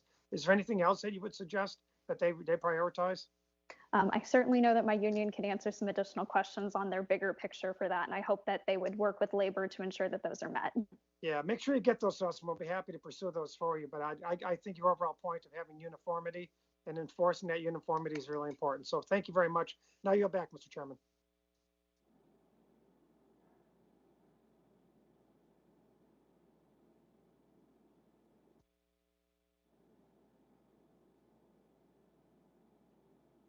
On to Representative Carson. Thank you, Chairman.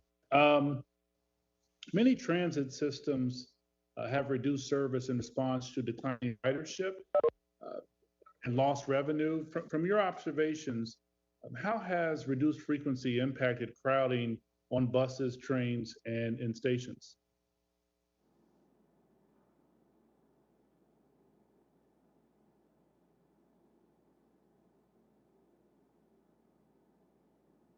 Unmute someone who's going to answer it.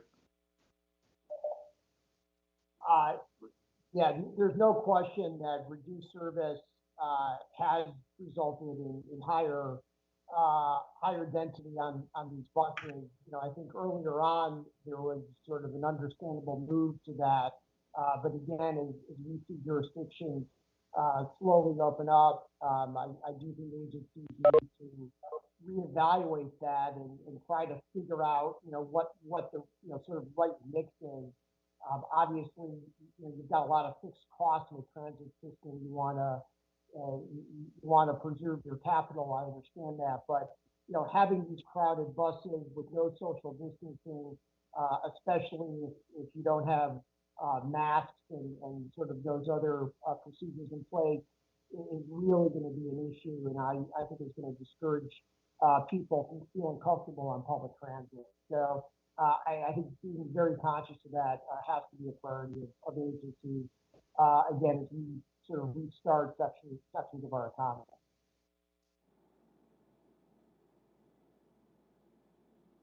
Anyone else want to answer, Andre? Thank you, Chairman. Mr. Gio, in your written testimony, you estimate that 65,000 truck drivers have lost their jobs since the pandemic started. Can we expect these jobs to return quickly as freight numbers begin to return to normal? And what do you think the new normal will look like in trucking? Yes, I do believe that truck driving jobs will come back in short order. We've expected about a 35% downturn in the economy in the second quarter. And we're also expecting a little over 6.5% increase in the third quarter and over a 9% increase in the fourth quarter of 2020, with returning back to normal levels somewhere towards the end of 2021. So as those levels of economy comes back, we expect our industry to grow back to levels that we might have seen towards the beginning of this pandemic in that time frame. Thank you. I appreciate it. Thank you, Chairman. Thank you. Okay, thanks, Andre. Next would be Representative Garrett Graves. Great. Thank you, Mr. Chairman. First question I had is for Ms. Carr. Ms. Carr, I'm curious if you abide by all of the CDC or other guidance that's issued for safety protocols, or do you think that you should be held liable if anything happens, if anyone comes down with coronavirus as a result of their flight? Do I believe that I personally should be held accountable, sir? I just wanted clarification on the question, sir. Yes, personally, I'm sorry. I do not believe I should personally be held liable. No, sir. Mr. Shaw, could you answer that same question, please? I do not believe we should be held personally liable. So it seems reasonable that if folks are following the appropriate guidance coming from CDC or others, that there shouldn't be not accountability, there shouldn't be liability for complying with the best rules or the best information we have at the time. We certainly can't have the benefit of hindsight if other or more accurate information comes up. In that regard, Mr. Gilliard, your testimony addresses the issue of limited liability protections. As you know, this is unprecedented, this crisis. Trucking companies, in the course of their essential work, are exposing themselves to risk that are not fully understood. Can you describe the importance of that liability protection or limited liability protection in a future recovery package and what that would mean for your workers and people in Louisiana? Sure. Thank you for the question. It's critical, especially here in Louisiana where we operate. The litigation environment is significant. And without those limited protections, our best efforts may still be litigated. This whole health crisis should not be turned around into a litigation event. We're all working together to be the safest and healthiest for all of our employees, all the motoring public. And we've never asked for bad actors to be protected. All we're asking for is the ones that's acting in good faith in the industry, frontline workers, to have some limited liability in relation to the COVID-19 pandemic. Thank you. Changing gears a little bit, Mr. Willis, as you may recall, the third bill that we did, the CARES Act, in response to coronavirus, it does provide an air carrier loan program specifically for air carriers. Most air carriers have not applied for loans under that program. Would you support opening up eligibility for those loans to other aviation and aerospace related businesses? Well, the loan program does not only apply to air carriers, but it is some contractors as well. That relief was designated for the airlines. I think providing assistance to manufacturers and other important segments of our economy should definitely be open for discussion. But quite frankly, I think we should create a different program or use sort of other aspects of the bill to get them cash. Let me speak to the liability question because you raised it earlier. Look, at the end of the day, it's employers who are responsible for providing a workplace that's free from hazard. And, to the degree that they're not able to do that, they need to be held accountable, quite frankly. And that's long been the case. I don't think anything about the COVID-19 situation sort of changes that. But I think the liability discussion can get us away from making sure that employers do the right thing to protect both their passengers and their employees. And I think as part of that, the mandatory rules that we're talking about. And Mr. Willis, I appreciate that. And I think my question was specifically asking about the employees and if the employees should be held responsible if the protocols that company or business has in place are consistent with CDC guidance. Last question, because I know I just have a few seconds left. Ms. Carr, if Congress retroactively prohibits work hour reductions, how many more airline employees do you think would be laid off by October 1st? I apologize. I would not want to speculate as to how wide sweeping these layoffs could be should air travel not improve and we not receive additional support from the CARES Act. Okay, thank you. We now turn to Representative Titus. Thank you, Mr. Chairman. I'll direct my comments first to Ms. Carr, and then I would like for Mr. Willis to weigh in. It's very important that we get air traffic back up and people feel comfortable flying and feel safe. And I noticed that you mentioned that you need more clear guidance from federal agencies. No place like Las Vegas would agree with you more.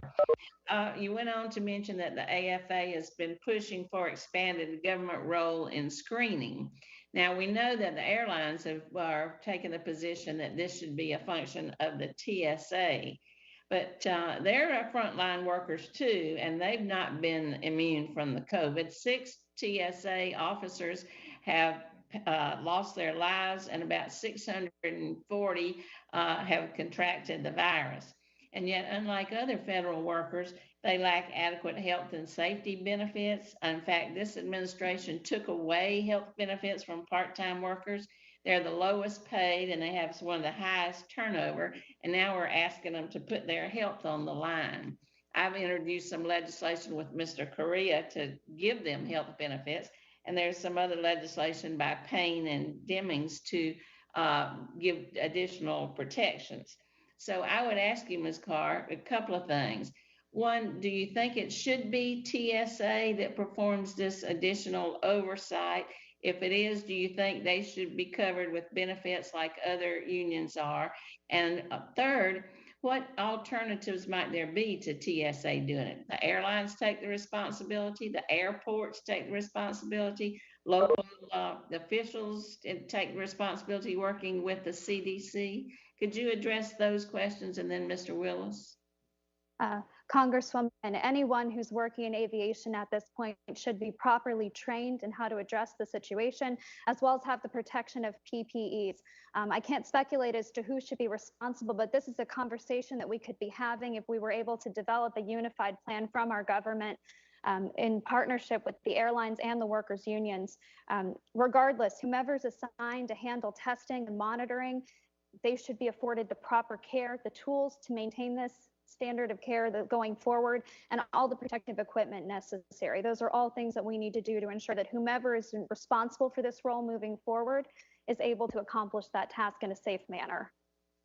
Mr. Willis, TSA doesn't think this is their task. They think they're there to provide other kinds of security, but it seems to be pushed on them more and more. Could you address that and their lack of benefits? Well, right now, we don't even require passengers approaching a screening station to have masks on. So I think, at a minimum, we have to deal with that issue right now. To the degree that you're going to ask frontline TSOs, who quite frankly are already overworked in many of these locations, to now, whether it's to take temperatures or to, even do some type of rapid testing, I think there's got to be a lot of thought given to who exactly does that. I'm not sure that the frontline TSOs are the right people for that. I think there's protocols that get to think about what happens when someone, refuses to get a test, what happens You know, if there's, you know, pushback or what have you, what if someone tests positive? What if they have a higher temperature? What do you do with that passenger? So thinking about all those issues on the front end, I think is really important. You know, if we're thinking about CSOs, I think making sure that they have the same labor rights under Title V. I know the House has already passed the bill to that degree, but that just drives home again how important this workforce is and the things that we need to do to better protect them. Thank you. I completely agree with you and think we need to be working in that direction and putting a plan together now with all the people at the table to see just who's going to be responsible, how that's going to work, what you do with the people who are tested positive, and how you work with the airlines and the airports in this, not just let the airlines say, we don't want the responsibility, give it to TSOs. Thank you, Mr. Chairman. I'll yield back. Thanks, Dina. We now move to Representative Rouser.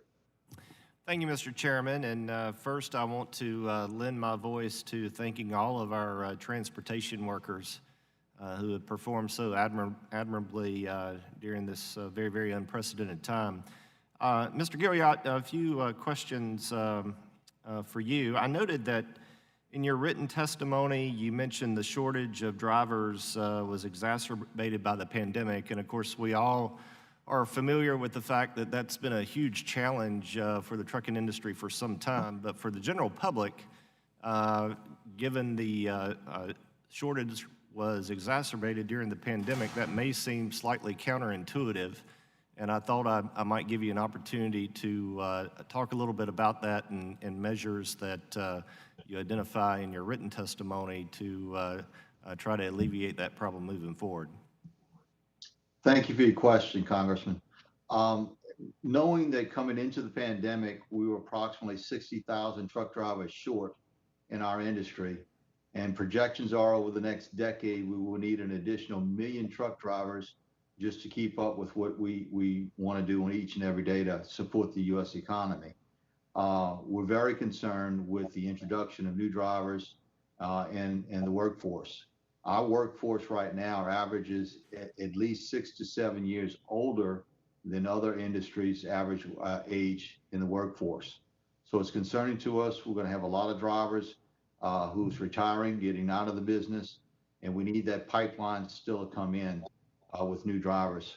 So we look forward to continue working with FMCSA to promote this and workforce development through Congress and to get more truck drivers into the industry going forward.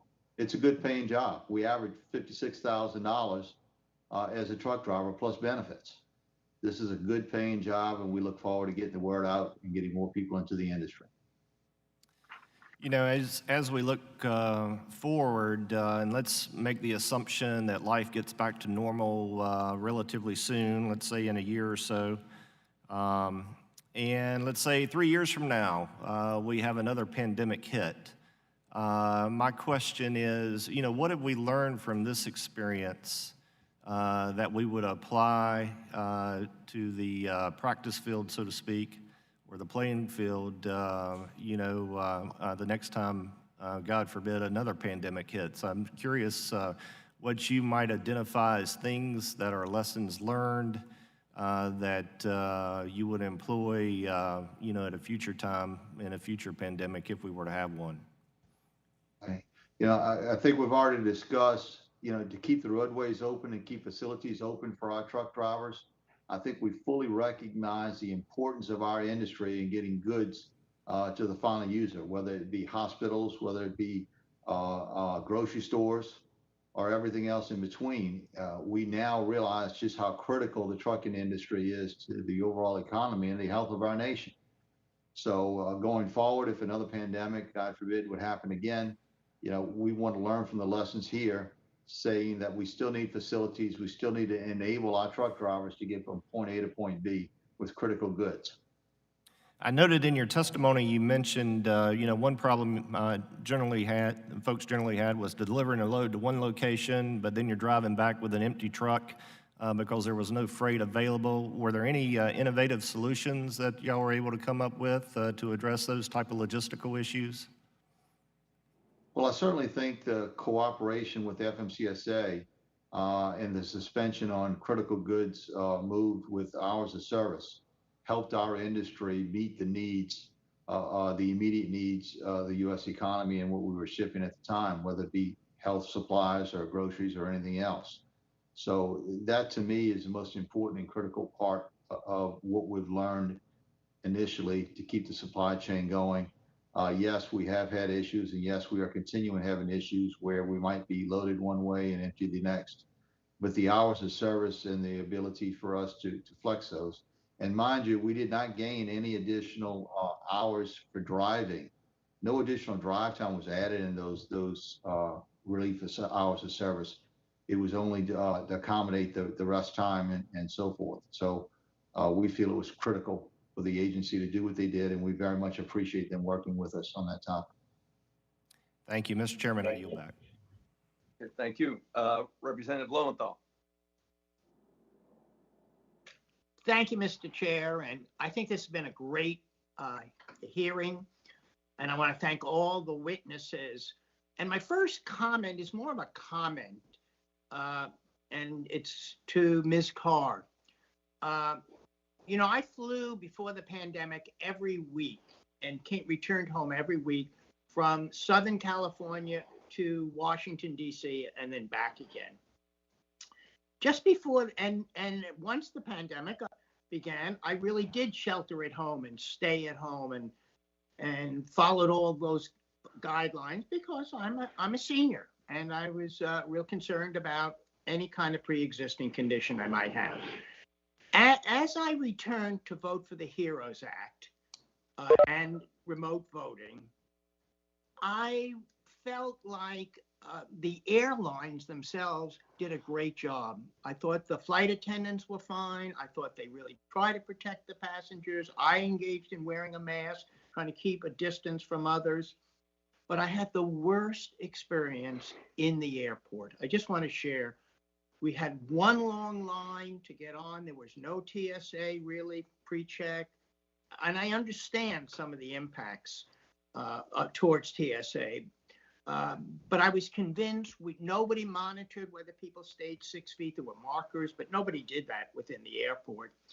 And it was frightening. And it was even worse going back from Washington to Los Angeles when I got to the airport an hour and a half ahead of time before 6 a.m. And it was just terrible. There was one long line. Everybody was on the line.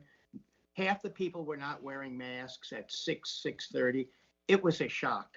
And it was frightening to me. I was convinced, not so much being on the airplane, I was convinced that I had exposed myself. And so I just want to say it's going to take a long time for a person like me, and I would think others, to regain trust. And especially in the airports themselves. That's where I had a horrible time in airports in two areas that were both Washington and Los Angeles, which are very vulnerable because they're really high-risk areas. So I just wanted to say that, not to ask, that it's going to take a lot for me, and I would imagine for other passengers. It was a horrible experience being in the airport. The next question, though, that I have is from Mr. Byrd. As I went to Washington, as I worked on voting on the HEROES Act, which was designed to both protect frontline workers and to honor frontline workers, I was put in a very, very difficult position. I wanted to support, and I ultimately ended up supporting the HEROES Act. But as I got to Washington, was there, my local labor, the Western Conference of Teamsters, my local 952 of the Teamsters, strongly opposed in the HEROES Act, which was about COVID, the COVID-19, the inclusion of sweeping reforms to multi-employer pension plans. And they were joined by other labor from the West Coast. While at the same time, there was a tremendous amount of labor, and I understood where they were coming from too, such as the International Brotherhood of Teamsters, the carpenters, who saw the need right now for such reform. My question is, as we move forward, and there are the issues around composite plans, which my Western Conference is very concerned that it's going to sweep up and put their solvent defined benefit plans at risk, shouldn't we be doing these through committee hearings and debate?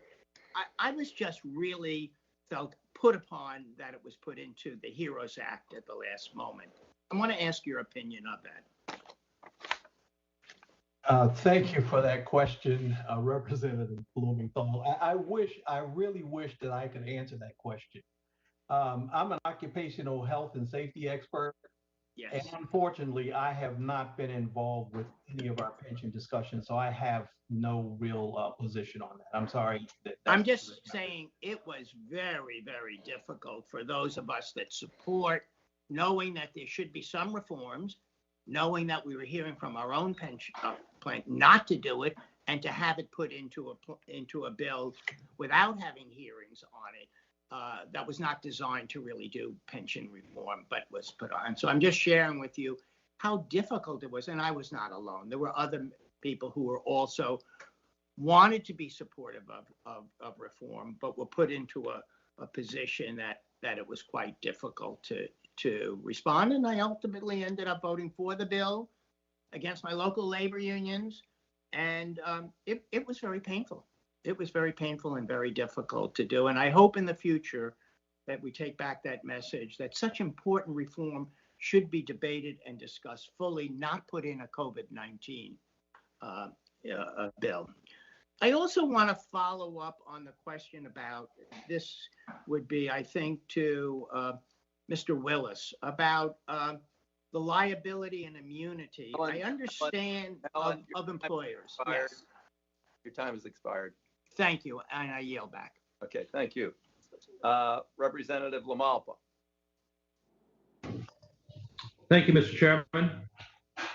Glad to be on with you here. I was interested in the conversation a little bit earlier about, the liability limitation for those folks in transportation here. And so as we move through the legislation, I hear that's going to be happening with justice and policing, that we can extend the same courtesy for our officers in that they have a qualified immunity, and that doesn't get swept away from them as they're trained, as well as people are trained in the transportation sector. So with that, I had a question for Mr. Gilliatt on the issue with trucking, that as we know, with things starting to open up again, and we've had trucking that's been available to us, thankfully, to get all the supplies and groceries and everything we've needed through this crisis, that we've heard from truckers that their fleet's aging, that they need to replace their vehicles.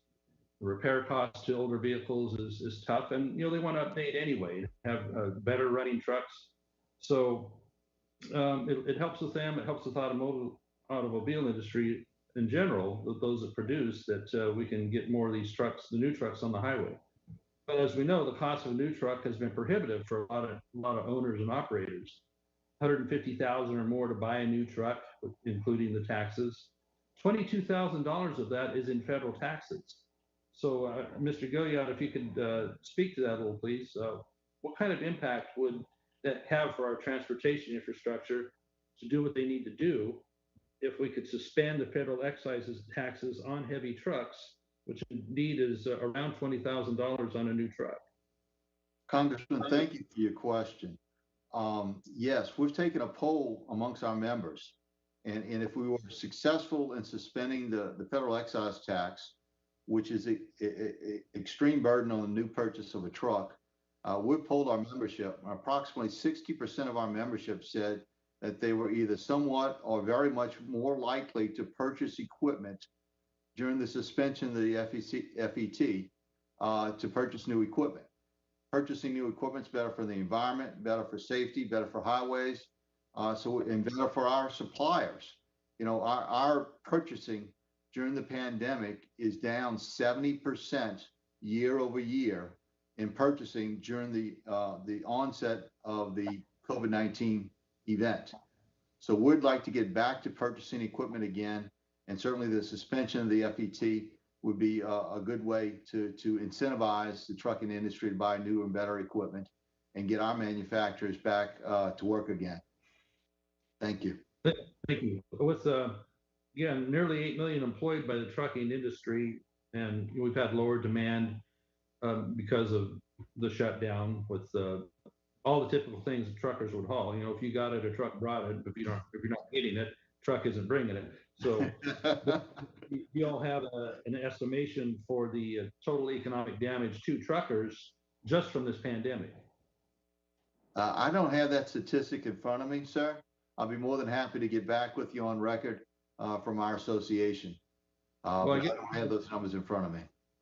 If you rated it like we have the thermometers for fire danger in California, you know, you see along the highway it says low to high. What do you think it would be on your economic thermometer? It's certainly high on our radar screen as far as the lack of activity since the onset of COVID. Again, certain segments of the industry have maintained a fairly steady pace, consumer type goods, although we are seeing some downfall in that in current weeks.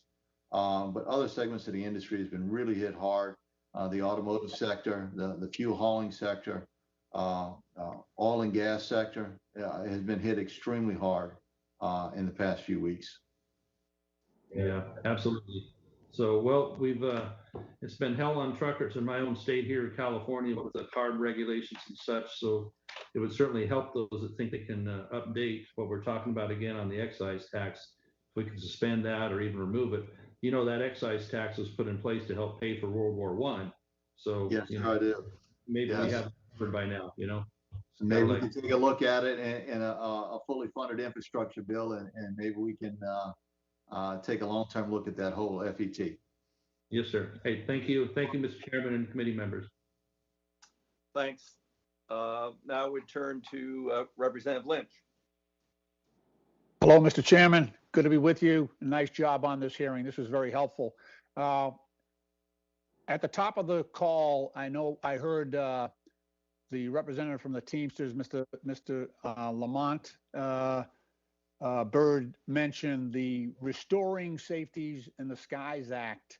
We've been working with Ed Markey and with Senator Blumenthal on dropping a companion piece on Thursday. So it basically just creates a joint task force made up of all of the agencies, DOT and FAA and Customs and Border Patrol, TSA, but it also includes a lot of the unions to come up with best practices in light of what we've seen happen during this pandemic. So we are looking for original co-sponsors, and we welcome people from both sides of the aisle, obviously.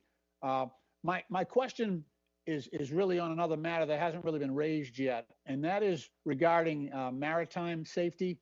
So we have in my district, I represent the Port of Boston, so I've got the Seafarers Union, and I also have the Masters, Mates, and Pilots, and they serve in a capacity on these cargo ships that actually supply our folks in you know, at the 7th Fleet in Japan, the 5th Fleet in Bahrain. They service our folks in Afghanistan and Iraq. And because of the pandemic, many of them have been stranded on board their cargo ships during this pandemic because the host country, or the country that they're shipping to, has denied them access. Not only denied them access, but denied them access to airports or any type of travel. So they are trapped on their ships right now. And so I wanted to maybe ask Mr. Willis from the AFL-CIO. I know they've done great work on this. What are the initiatives that we're taking now to sort of free up our mariners? I've got a ton from my district. We've got Mass Maritime. We're a big supplier to that industry. And I'm just wondering what we can do for I know there's not a lot of folks.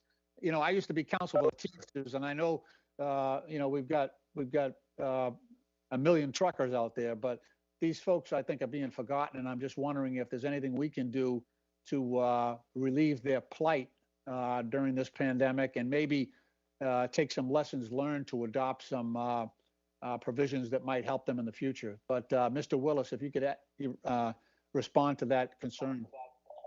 Sure, and thank you, Congressman Lynch, for your leadership on this issue. You know, it is just the strangest thing in the world. You have U.S. mariners on board, you know, ocean vessels funded under the Maritime Security Program, what is supposed to happen is that these U.S. crews are supposed to be rotated out about every 4 months when they get to a foreign port, and then we fly them out and obviously fly new crew in. But because of sort of overreactions, quite frankly, to some of these foreign countries, as you correctly point out, some of these ports are not allowing these crews to leave the vessels, and if they are, they have to stay in some type of quarantine, aren't able to access international airports. It is a prison, on the seas, quite frankly, that really needs to end. The maritime unions have come together on this issue. They've petitioned the State Department and others to figure out ways to get these U.S. mariners home. And I think raising this and pushing state and the White House to figure this out absolutely has to be a priority. That's great. Mr. Chairman, just in closing, and I'll wrap it up, but I want members to know, so we got folks off the coast of China, we've got them off Sri Lanka, we've got them off the coast of Saudi Arabia, waiting to get into Bahrain. So we've got these folks all over the world, and as well as Southeast Asia, waiting to get into Japan and some other countries. So it would really be helpful to these families and to these individual mariners who are, real patriots in my eyes, but they're being left out there. And I just hope there's something we might be able to do in the future, maybe within Congress as well, to get together. I'd like the input of the Seafarers Union, the Masters, Mates, and Pilots on this, and the AFL-CIO, transportation trades, obviously, if we could get together here and try to come up with something good. But I really appreciate this hearing. You've done a great job with it, Mr. Chairman. I want to thank the ranking member as well, and I yield back. Thank you. Thanks, Steve. Rep. Gonzalez-Colón.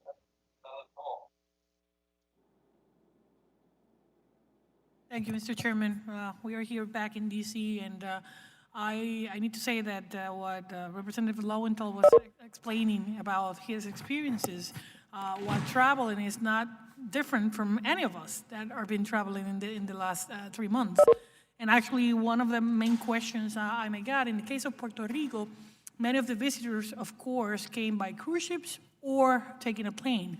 So what the government of Puerto Rico did in early March was upon arrival of all passengers, allowing them to have voluntary tests being done at the airport.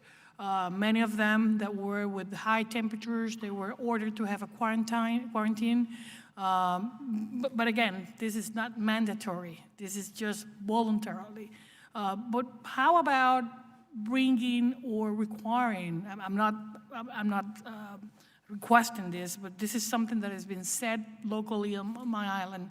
I don't know if this is something that the industries or the unions are considering in terms of having a requirement for the passengers to have a certificate or a result of a test before going into a plane, while using all the masks and all the PPEs, but requesting or having a mandate to provide a certificate of clear test in terms of COVID-19. But today we're talking about COVID-19, but maybe in a few months it could be SARS, it could be any other situation. So we need to learn how to live with this kind of diseases. So how can we protect not just the employees of the airlines and the transportation industry, but the passengers as well?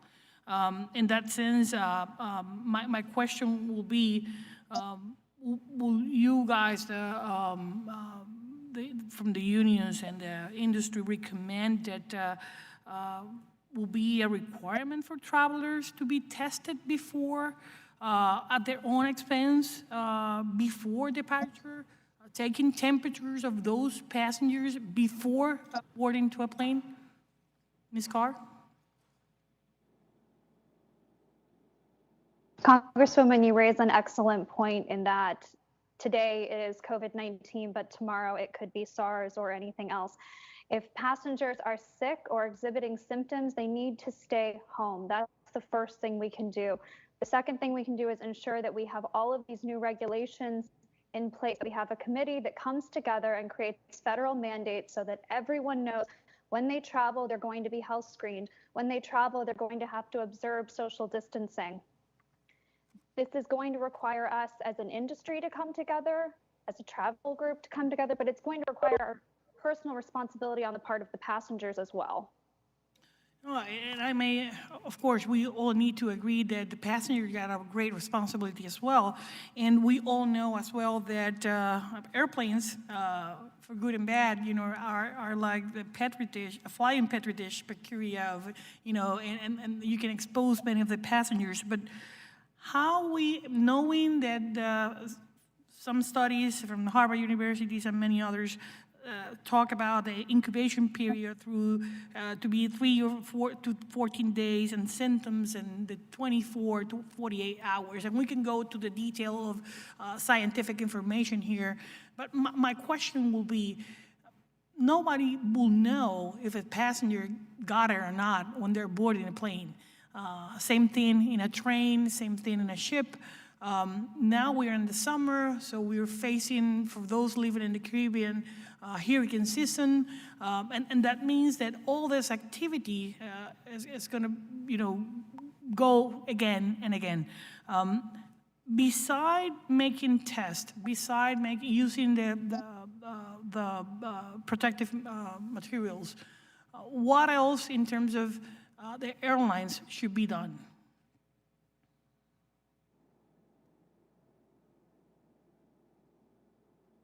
Congresswoman, again, I believe this is the reason that we need a task force in place to come up with strategies that not only apply for COVID-19, but would apply for any pandemic or health crisis moving forward. And it would be that task force that would determine all of these steps, whether that be testing, wearing masks, social distancing, how aircrafts are cleaned. All of that would be encompassed by this task force and would then be a federal mandate giving us what we need to do our job and keep everyone safe. It's not up to an airline to determine that. This is something our federal government needs to do. Thank you. And I know my time expired, but I want to say thank you to all workers in the transportation industry. Thanks, Jennifer. I have raised that issue. FAA claims they have no authority over health on airplanes, which is not true. They're trying to duck. So they say they have to get it from OSHA, and OSHA says they have to get it from CDC, and it's not forthcoming. With that, we would turn to Representative Carbajal. Thank you, Mr. Chair, and thank you to all the individuals that are here testifying today. My question is directed at Mr. Shaw. Mr. Shaw, thank you for your time today and certainly your service as an essential worker, being on the front lines of this pandemic. As you mentioned in your testimony, COVID-19 has been horrendous for our country in terms of its impacts. In less than 6 months since the first individual or case confirmed, we've now had 110,000 people who have died. Extremely tragic. I know transportation workers like you and others throughout the country and in my district are essential, and you guys have been providing extraordinary service in terms of transit service to Americans everywhere. And this has come at a great health risk to you continuously by being exposed to the coronavirus. The HEROES Act that Congress passed last month provides hazard pay for workers. Why is this so essential in order to support people on the front lines? And two, in retrospect, do you think clear guidelines and earlier support from the administration and Department of Transportation could have been more helpful to transit agencies to better handle and address this crisis? Thank you for the question, Congressman. Transit is an essential service. It needs the support from federal government in order to keep service going and our economy working. Better support from the federal government and oversight would have forced the companies to have the proper equipment to be able to enforce riders wearing masks. We have not received hazard pay in my company, our union has fought for it and has been constantly turned down. But again, without transit, the essential workers aren't getting around. They're not getting to the hospital. Nurses aren't getting to the hospitals. Police and firemen aren't getting to their districts. And better oversight or better force from the federal government to make the agencies enforce these rules would have definitely helped and made it a lot safer for us. Thank you, Mr. Shaw. My next question is to Mr. Gallo. I know your industry has lost, it's my understanding, over 65,000 jobs. How soon do you feel that we will be able to recover those jobs in your industry once we get a little beyond the crisis that we have? Our projections are going to be towards the end of 2021. Is the projections that we have right now based on the information that we're thinking happened with the economy. So about a year and a half before we get back to where we were at before, if everything goes okay. And one question to all of you, if you could answer it briefly. If Congress could do one thing for your industry, what would that one thing be? If you only had one thing to advocate for, what would it be? And if we could start and go one to the other, I'll start since I'm already on the microphone. As I've said already in my testimony, a fully funded infrastructure bill, bipartisan, would be the best thing Congress can do for this economy, best thing they can do for the safety and well-being of our workers in the industry. Thank you. Thank you. Mr. Willis? Well, I'll cheat and say they should pass the HEROES Act, amendment to make sure that we're covering other segments of transportation on the health and safety side. There's a lot of good provisions in there on hazard pay, on PPE requirements, on economic relief for transit and construction. So a good bill and a good start. And we know that this economy and transportation workers are going to need more immediate help here. So thank you. Others quickly. Mr. Byrd? I would agree, passing the HEROES Act and having a strong federal health and safety regulation to deal with airborne infectious diseases. Ms. Carr? The extension of payroll support for workers. And lastly, Mr. Shaw? Hazard pay for all essential workers that are out there every day, continue to keep the economy growing. Great. Thank you very much, Mr. Chair. I yield back. Thank you. Now, Representative Westerman. Thank you, Mr. Chairman, and greetings from the front lines of Congress here in Washington, D.C. This is a very fitting topic that we're covering today. We've heard about the healthcare workers, the doctors, the nurses, the emergency medical services, our firemen and policemen who have been able or have not been able to work remotely during the pandemic, and we've all held them as heroes. But we've also got a lot of other frontline workers, and if nothing more, I would hope that they would realize from this hearing today and other actions that we do that they are appreciated and their jobs are extremely critical, and we couldn't survive without them. Ironically, one day apart last month, Peggy Noonan in the Wall Street Journal and Bret Stephens in the New York Times both published very similar opinion pieces on this topic of frontline workers, and their insights from those opinion pieces are very relevant to today's hearing. Peggy Noonan proposed that there is a class divide in our country that has become more apparent during the pandemic. She labeled the two classes as the protected and the unprotected. Noonan wrote that the protected make public policy, the unprotected live in it. And it's easy, as members of Congress, we're obviously in that protected class. Well, in the New York Times, Stephens furthered this argument as he opined and he exchanged Noonan's labels of protected and unprotected with remote and exposed. He cited a study that in America, only 1/3 of the population has the luxury of working remotely, while 2/3 must go to their jobs and face the risk of exposure. I just want to read briefly from his op-ed. He said, "For the remote, the lockdowns of the past 2 months have been stressful. For the exposed, they have been catastrophic. For the remote, another few weeks of lockdown is an irritant. For the exposed, whose jobs are disappearing by the millions every week, it is a terror. For the remote, COVID-19 is the grave new risk. For the exposed, it's one of several. For the remote, an image on the news of cars forming long lines at food banks is disconcerting. For the exposed, that image is, or may very soon be, the rear bumper in front of you. So I think it's very important that we recognize the job that these frontline workers in transportation are doing. And, you know, we saw shortages of things like toilet paper. We saw meat shortages. We know that we've got essential workers, like in my district, that are working in poultry processing plants, that are working in food distribution and transportation. But Mr. Gilliard and Mr. Byrd, could you take just a minute and describe what our country would look like in, say, just a couple of weeks if our frontline transportation workers in trucking decided not to go to work? I would reference my oral presentation earlier. Grocery shelves would be empty. Pharmacies might not have the medicines that we need. The frontline medical physicians might not have the PPE that they need to perform their jobs properly. I think that's the easiest, most direct way we can say it, sir.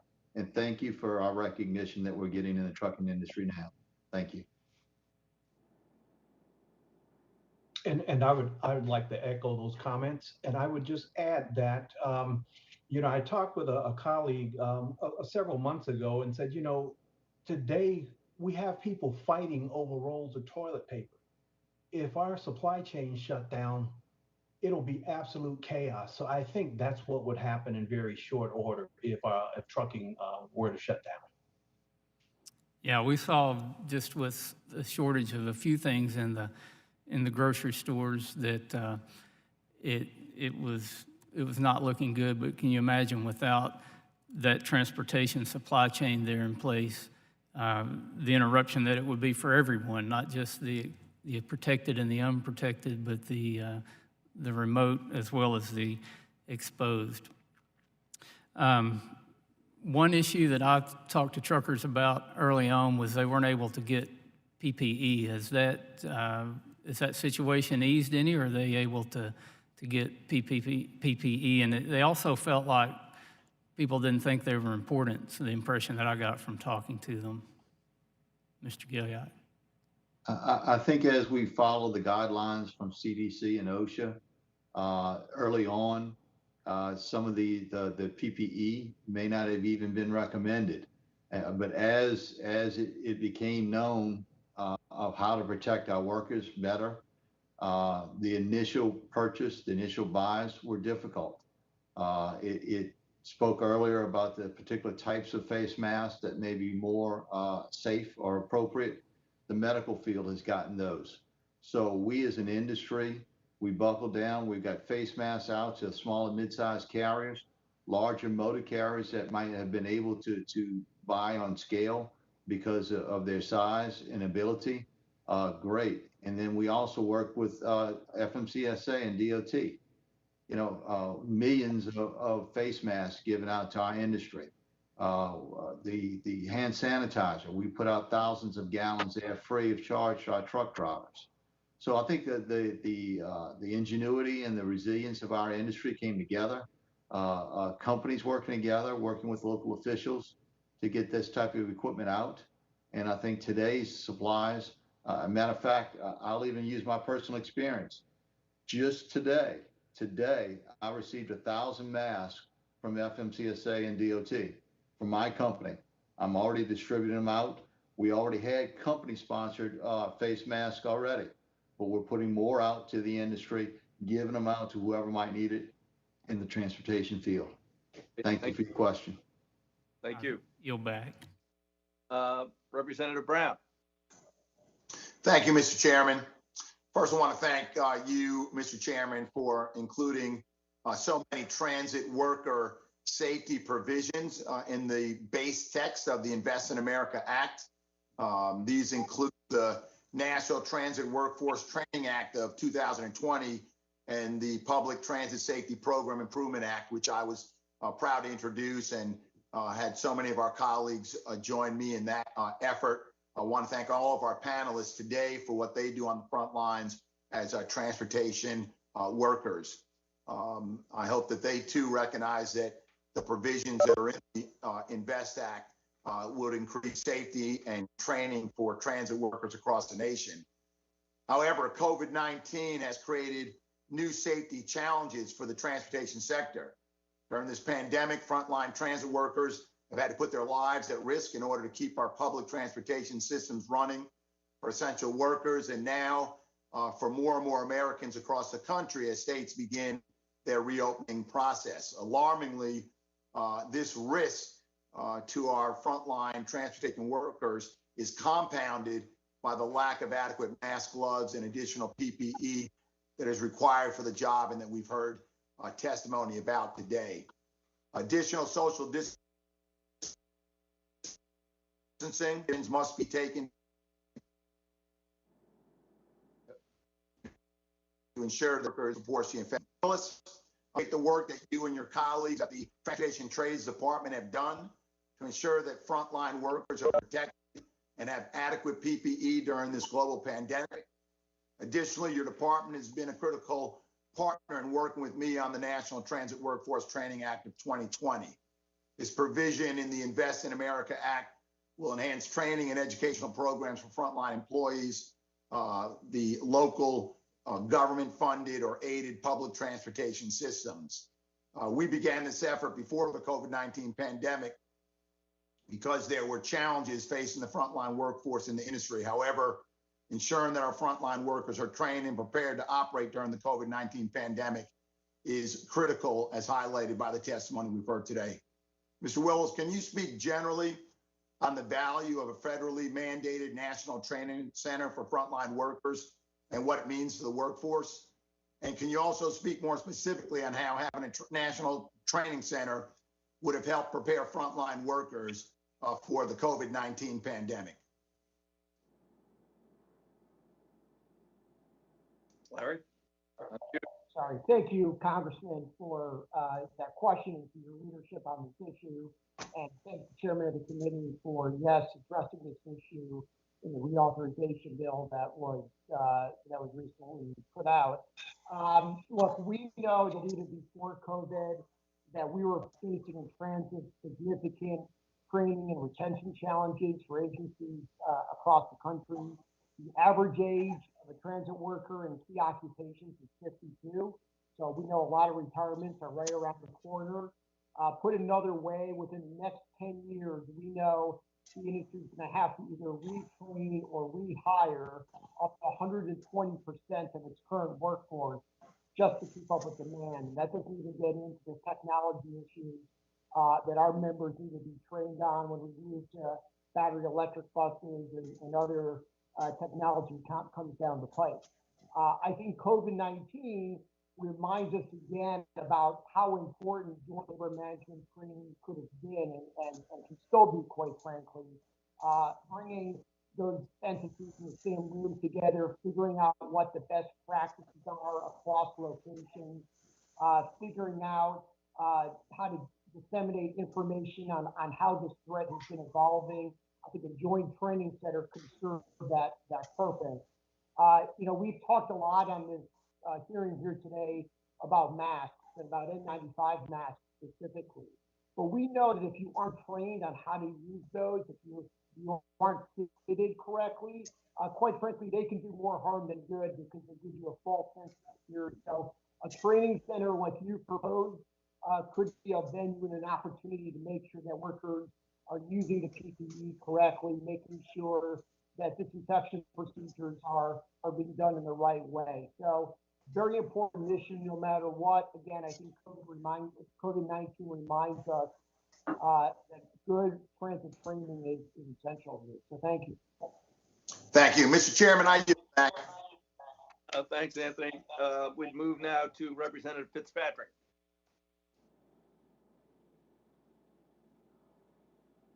Representative Fitzpatrick, unmute. Perhaps he had to leave. Then we would go to Representative Miller.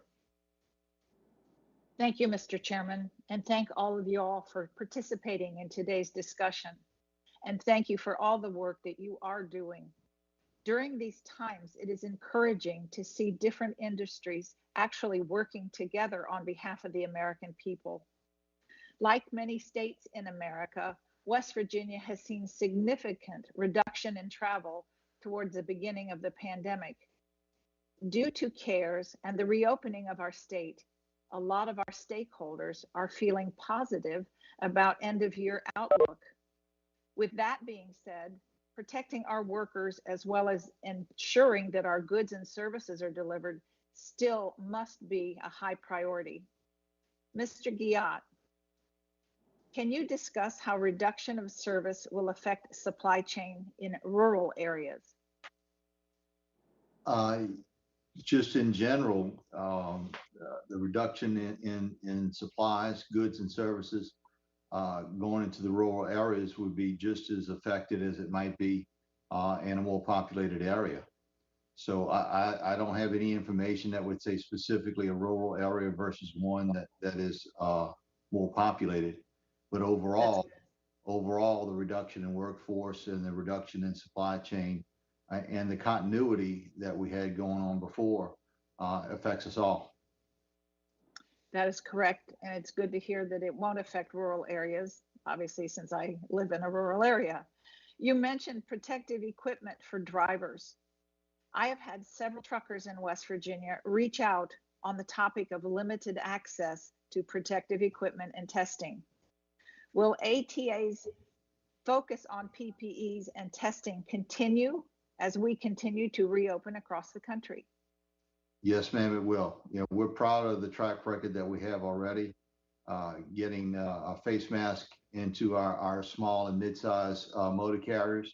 We're proud of the fact of putting hand sanitizer at strategic locations across the country, and we will continue doing these type of activities supporting our workforce. Well, what would be your advice for those essential workers that don't have current access to protective equipment? I would say work with your employers. I know myself, I'm a small motor carrier, and we have gone out and sought additional supplies for our workers to make sure that they were safe during their work activity. We also have DOT and FMCSA putting out millions of face masks. They're out there available. Certainly they can contact our association so we can help get those out to the frontline workers as we have been already. So I would strongly recommend for workers to get with their employers to get the proper equipment. That's good. In terms of goals for the future, what step is ATA taking to ensure that if this ever happens again, that we can continue to deliver goods and services across the U.S. with minimal impact to industry and supply chains? In other words, what would you do differently or the same? I would say two things. First and foremost, we work with federal agencies as well as state and local agencies, government entities, to make sure that we kept the flow of trucks moving, proper restroom facilities, proper fueling stations, proper places to eat. So I would think that would be number one on our list. But certainly our biggest message to this Congress, this committee, is to fully fund a bipartisan infrastructure bill. The safety of our workers, the efficiency of our workers going forward relies on how well we fund infrastructure and get something moving on it. It's a long time needed. We all know it. We need to find a way. Congress needs to find a way to get this thing done and get it done now. Thank you. Thank you so much, and I yield back my time. Okay, thanks, Carol. Representative Esplat. Okay. Representative Malinowski.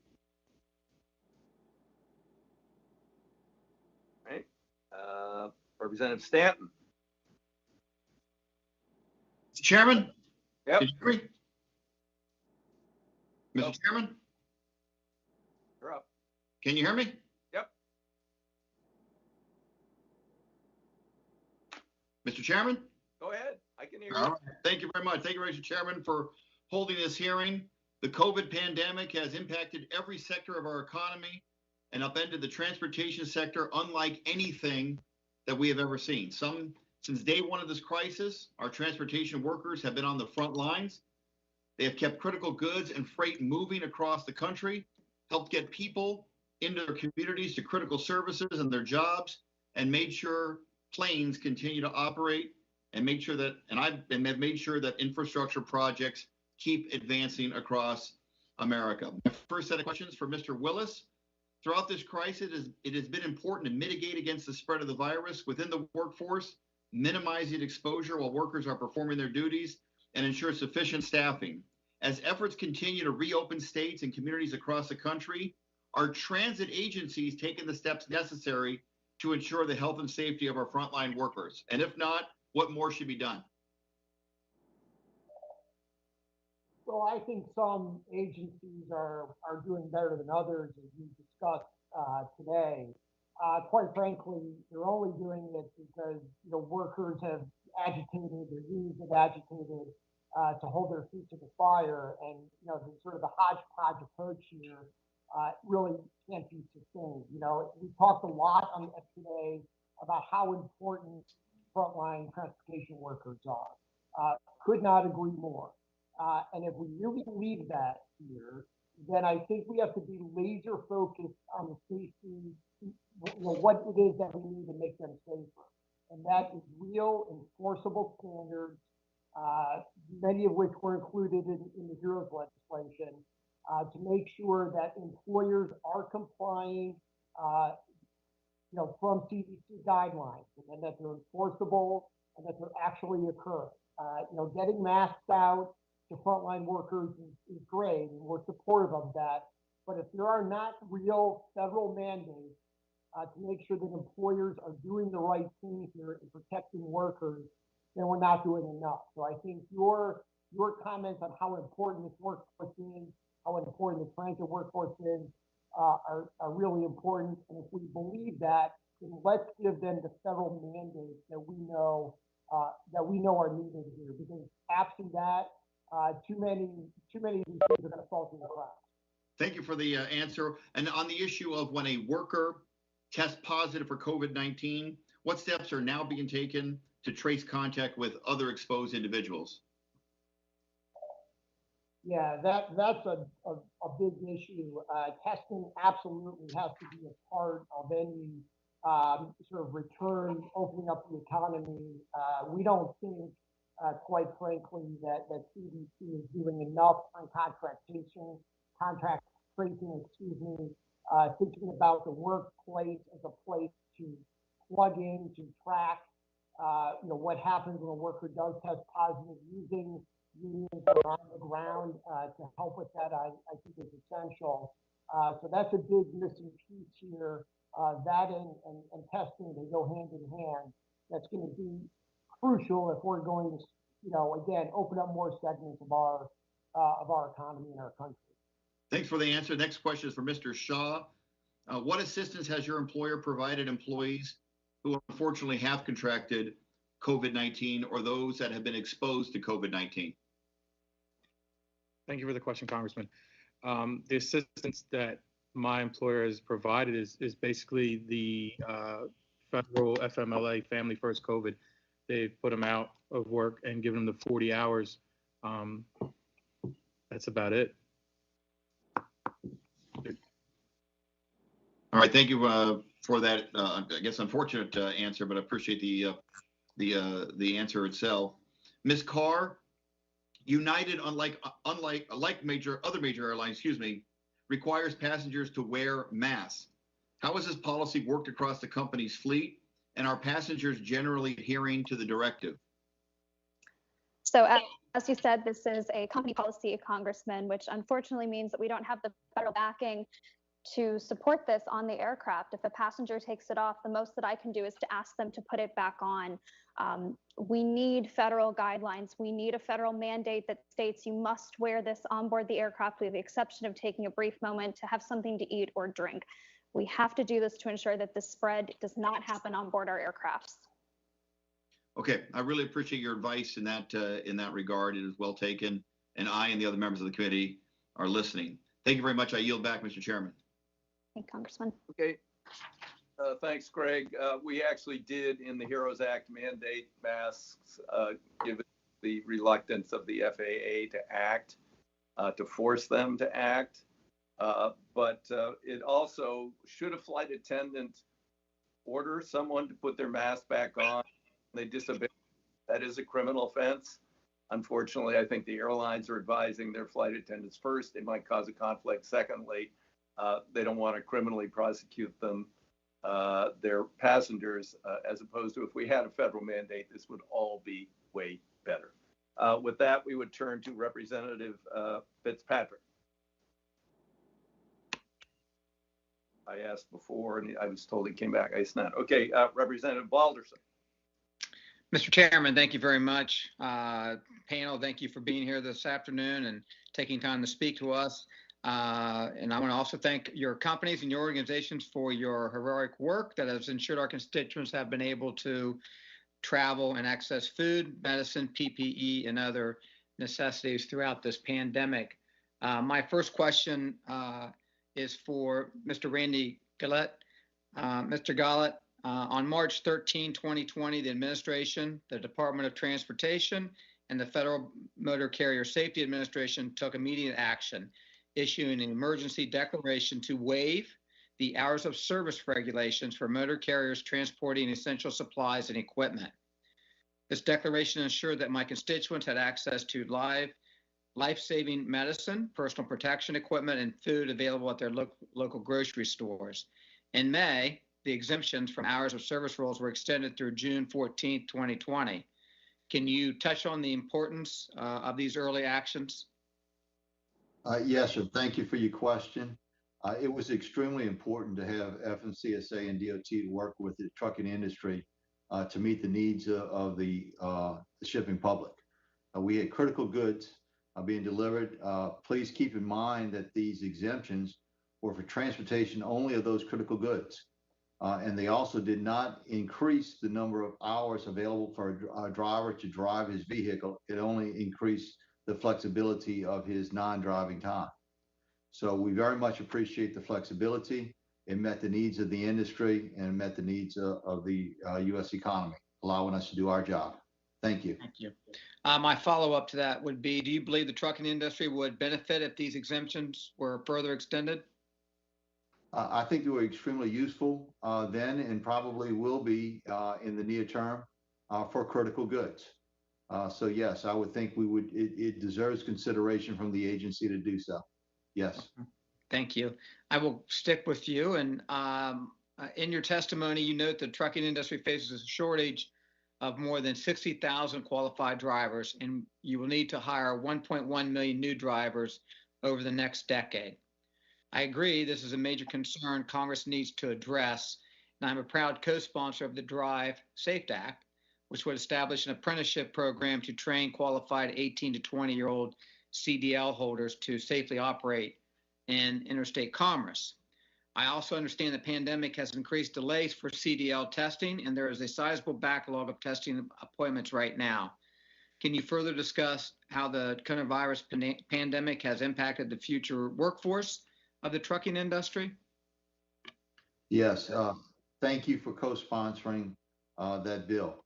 You know, we have long since recognized the need in our industry to bring younger drivers younger qualified drivers, additional safety equipment on trucks to help them become the safest driver as possible that they can be. We've lost as an industry, in a lot of cases, those young folks coming out of high school that may not be going to college, that may be going into another type of industry. So we very much want to improve upon that and get those young folks interested in our truck driving jobs. It supports a good family living, and thank you for that exposure, and thank you for that co-sponsorship there. Thank you. As the economy improves, do you expect the trucking industry will be able to meet the demand of our economy this summer? I suspect that we should be able to. Obviously, we are affected. Many different segments of our industry are laying off drivers. But yes, I do believe the resilience of the trucking industry is there, and that we should be able to meet the needs and demands of the U.S. economy going forward. Anything else Congress could do to help to get back to normalcy? Pass the highway bill. I think I've been pretty consistent with that all day long. Yes, you have been. Okay. You have. Fund infrastructure, please. Appreciate your answer. And I thank you again for your time. And Mr. Chairman, I yield back. Thank you. I understand that Rep. Malinowski had trouble unmuting, and he is with us. Don? Oh, it's the note I got. Okay. Maybe he's having trouble again.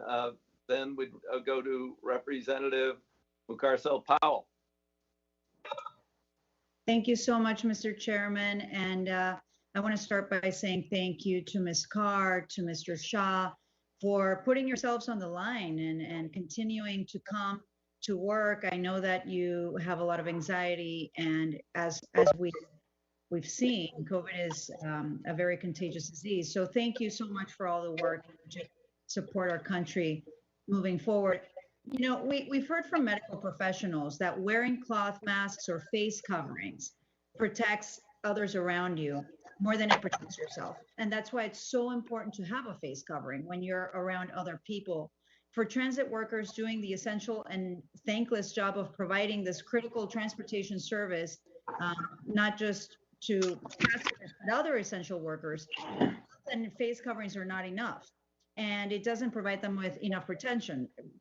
I know that our frontline transportation workers have asked for PPE. I was surprised to see that on May 28th, the U.S. Department of Transportation announced that they would be providing 5 million cloth face masks for public transit workers. This is May 28th. This is 2 months, more than 2 months after we all knew that COVID-19 was sweeping our country. At this moment, we had already crossed that terrible line of losing more than 100,000 lives because of COVID-19.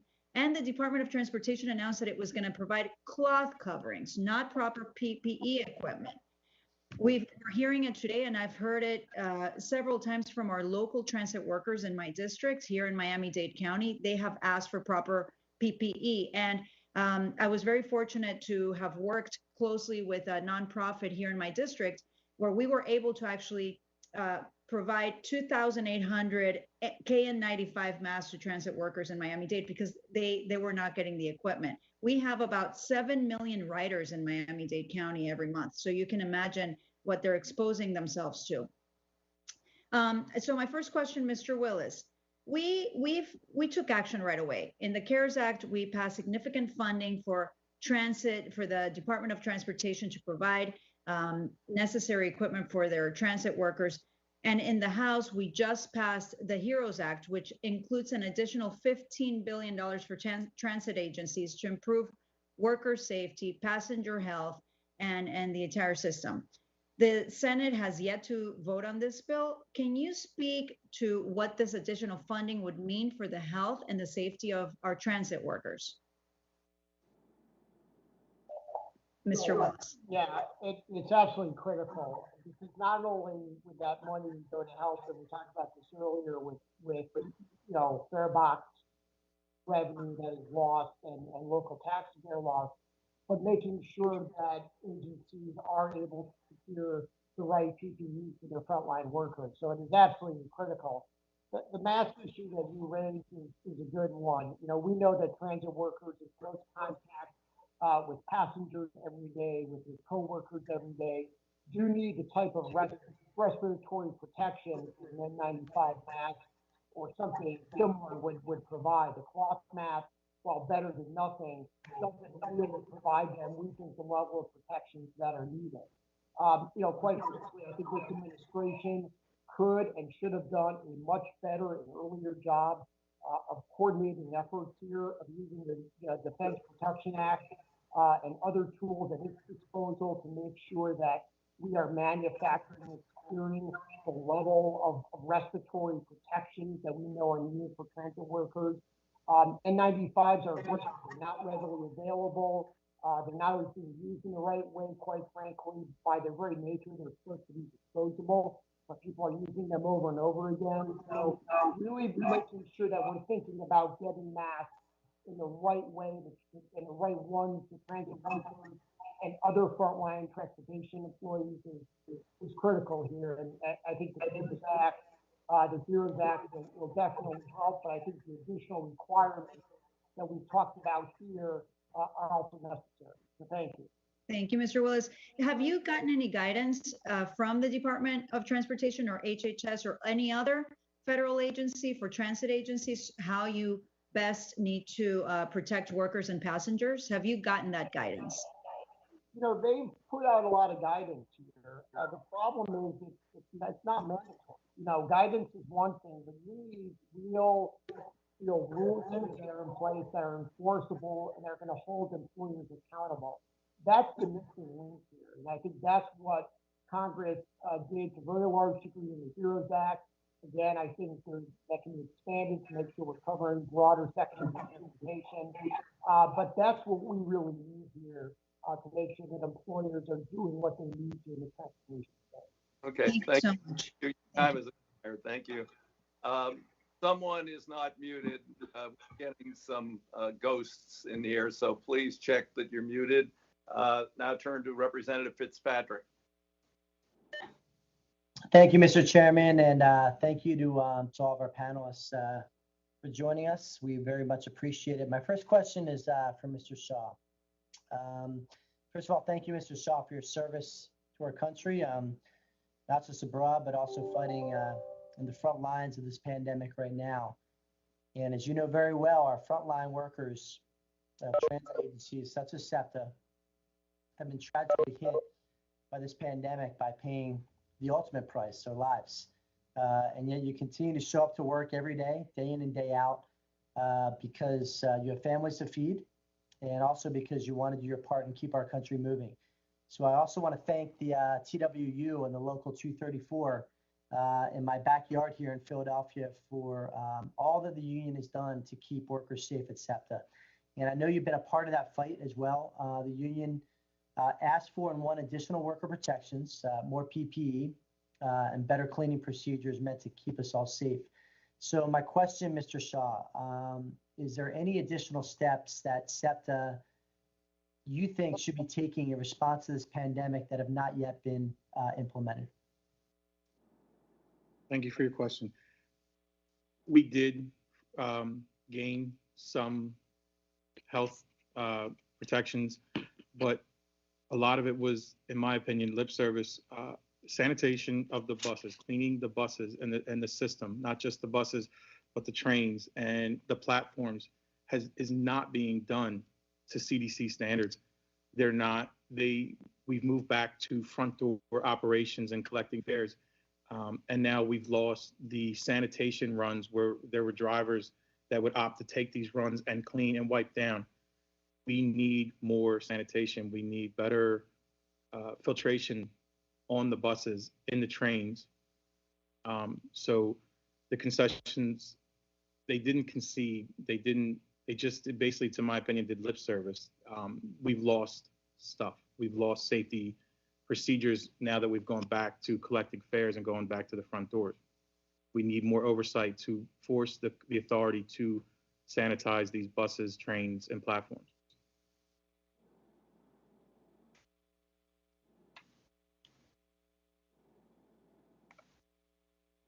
Okay. Thanks, Tom. What can we be doing to help with that?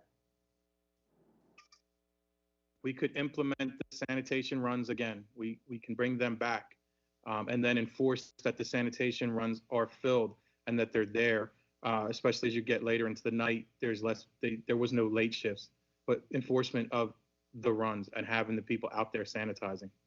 Got it. Thanks, Tom. And thank you so much for your service. You guys are warriors, and we really appreciate you and the union and all you do to keep us safe, including my constituents in Bucks and Montgomery counties. So thank you, Tom. My second question, and final question, is for Larry Willis, president of TTD. So Larry, Congressman Malinowski and I, along with about 150 of our colleagues, sent a letter to the FTA administrator in April, urging updated guidelines on an increase in PPE allocations for transit workers. So I was wondering, Larry, if you could just share with us what more FTA and we at the federal level could be doing to support the transit workers that you represent. Well, thank you, Congressman, not only for the question, the leadership you played on that letter and so many other issues. You're a good friend and we appreciate what you're doing there. I think what Tom said about what's going on in his agency, unfortunately, we're seeing across the country. I think if you talk to other locals at TWU, ATU, SMART, the other unions that represent transit workers, they would tell you similar stories.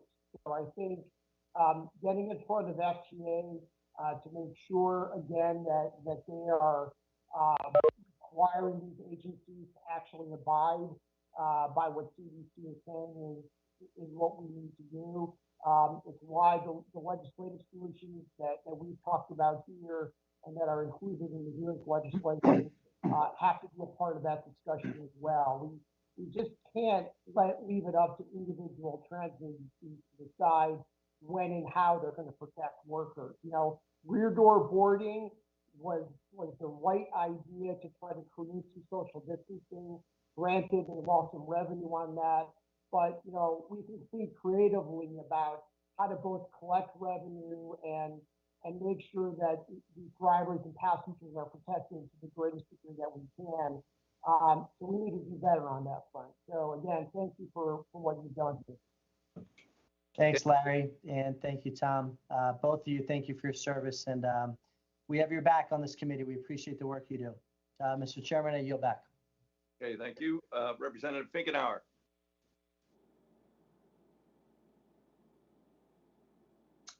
Representative Garcia. Thank you, Mr. Chairman and Ranking Member, for this very important hearing. The COVID-19 pandemic has affected us all, and those in my Chicago district particularly hard. Many have lost jobs and have experienced some of the highest infection rates in the state of Illinois. In Chicago, like the rest of the country, Black and Brown communities make up a disproportionate number of frontline workers who bear the brunt of this deadly virus. I ask for unanimous consent to enter 3 articles into the record from the New York Times, the Chicago Tribune, and the Los Angeles Times that demonstrate the disproportionate impact COVID has had on communities of color, including an article entitled "The Price of Being Essential. Latino service workers bear the brunt of the coronavirus." And as we're discussing today, if there's no objection. Thank you, Mr. Chairman. And as we're discussing, frontline workers include our transportation workers.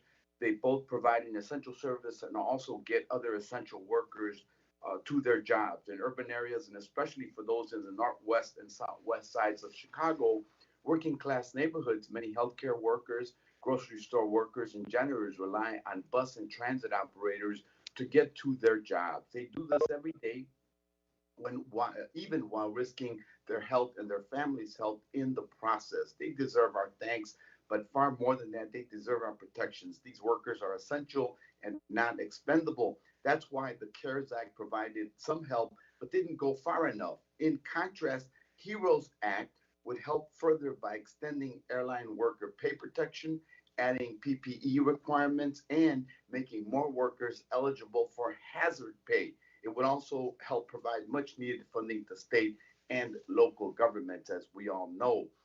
Question for Mr. Willis. Your written testimony mentioned the importance of state revenues in maintaining our transportation infrastructure. What impact would you anticipate in the state and local governments if state and local governments don't receive more financial support during this crisis? Well, thank you, Congressman. I believe that state aid that was included in the HEROES Act is absolutely essential to stabilizing the economy and to financially protecting so many workers that we rely on those state and local governments for their employment and the services they provide to our fellow citizens. So that has got to be part of any relief package that Congress considers. On the transportation side, we've already talked about it here. We know that state DOTs have seen a fall off in revenue for both highways and transit. I think that is having an immediate impact. We know if you look at the employment levels in April, for construction on the highway and roadside. It was the biggest single month drop, even though construction overall did a little bit better. If you go back and look at April, that is the biggest drop in employment levels that they've ever seen in the BLS. For that workforce since they started collecting data in 1990. And I think a lot of that goes to the state and local revenue problem that you raised. So I think overall, states need this assistance. I think it is also critical to the transit agencies and to the state highway and transportation authorities that rely on these funds as well. So again, thank you for the question and an absolutely critical issue for us in the labor movement. Great, thank you, Mr. Willis. Mr. Byrd, in your testimony, you mentioned that there are safety implications to working under suspended hours of service regulations. And what can Congress do to ensure that we are prioritizing driver safety while also supporting the supply chain?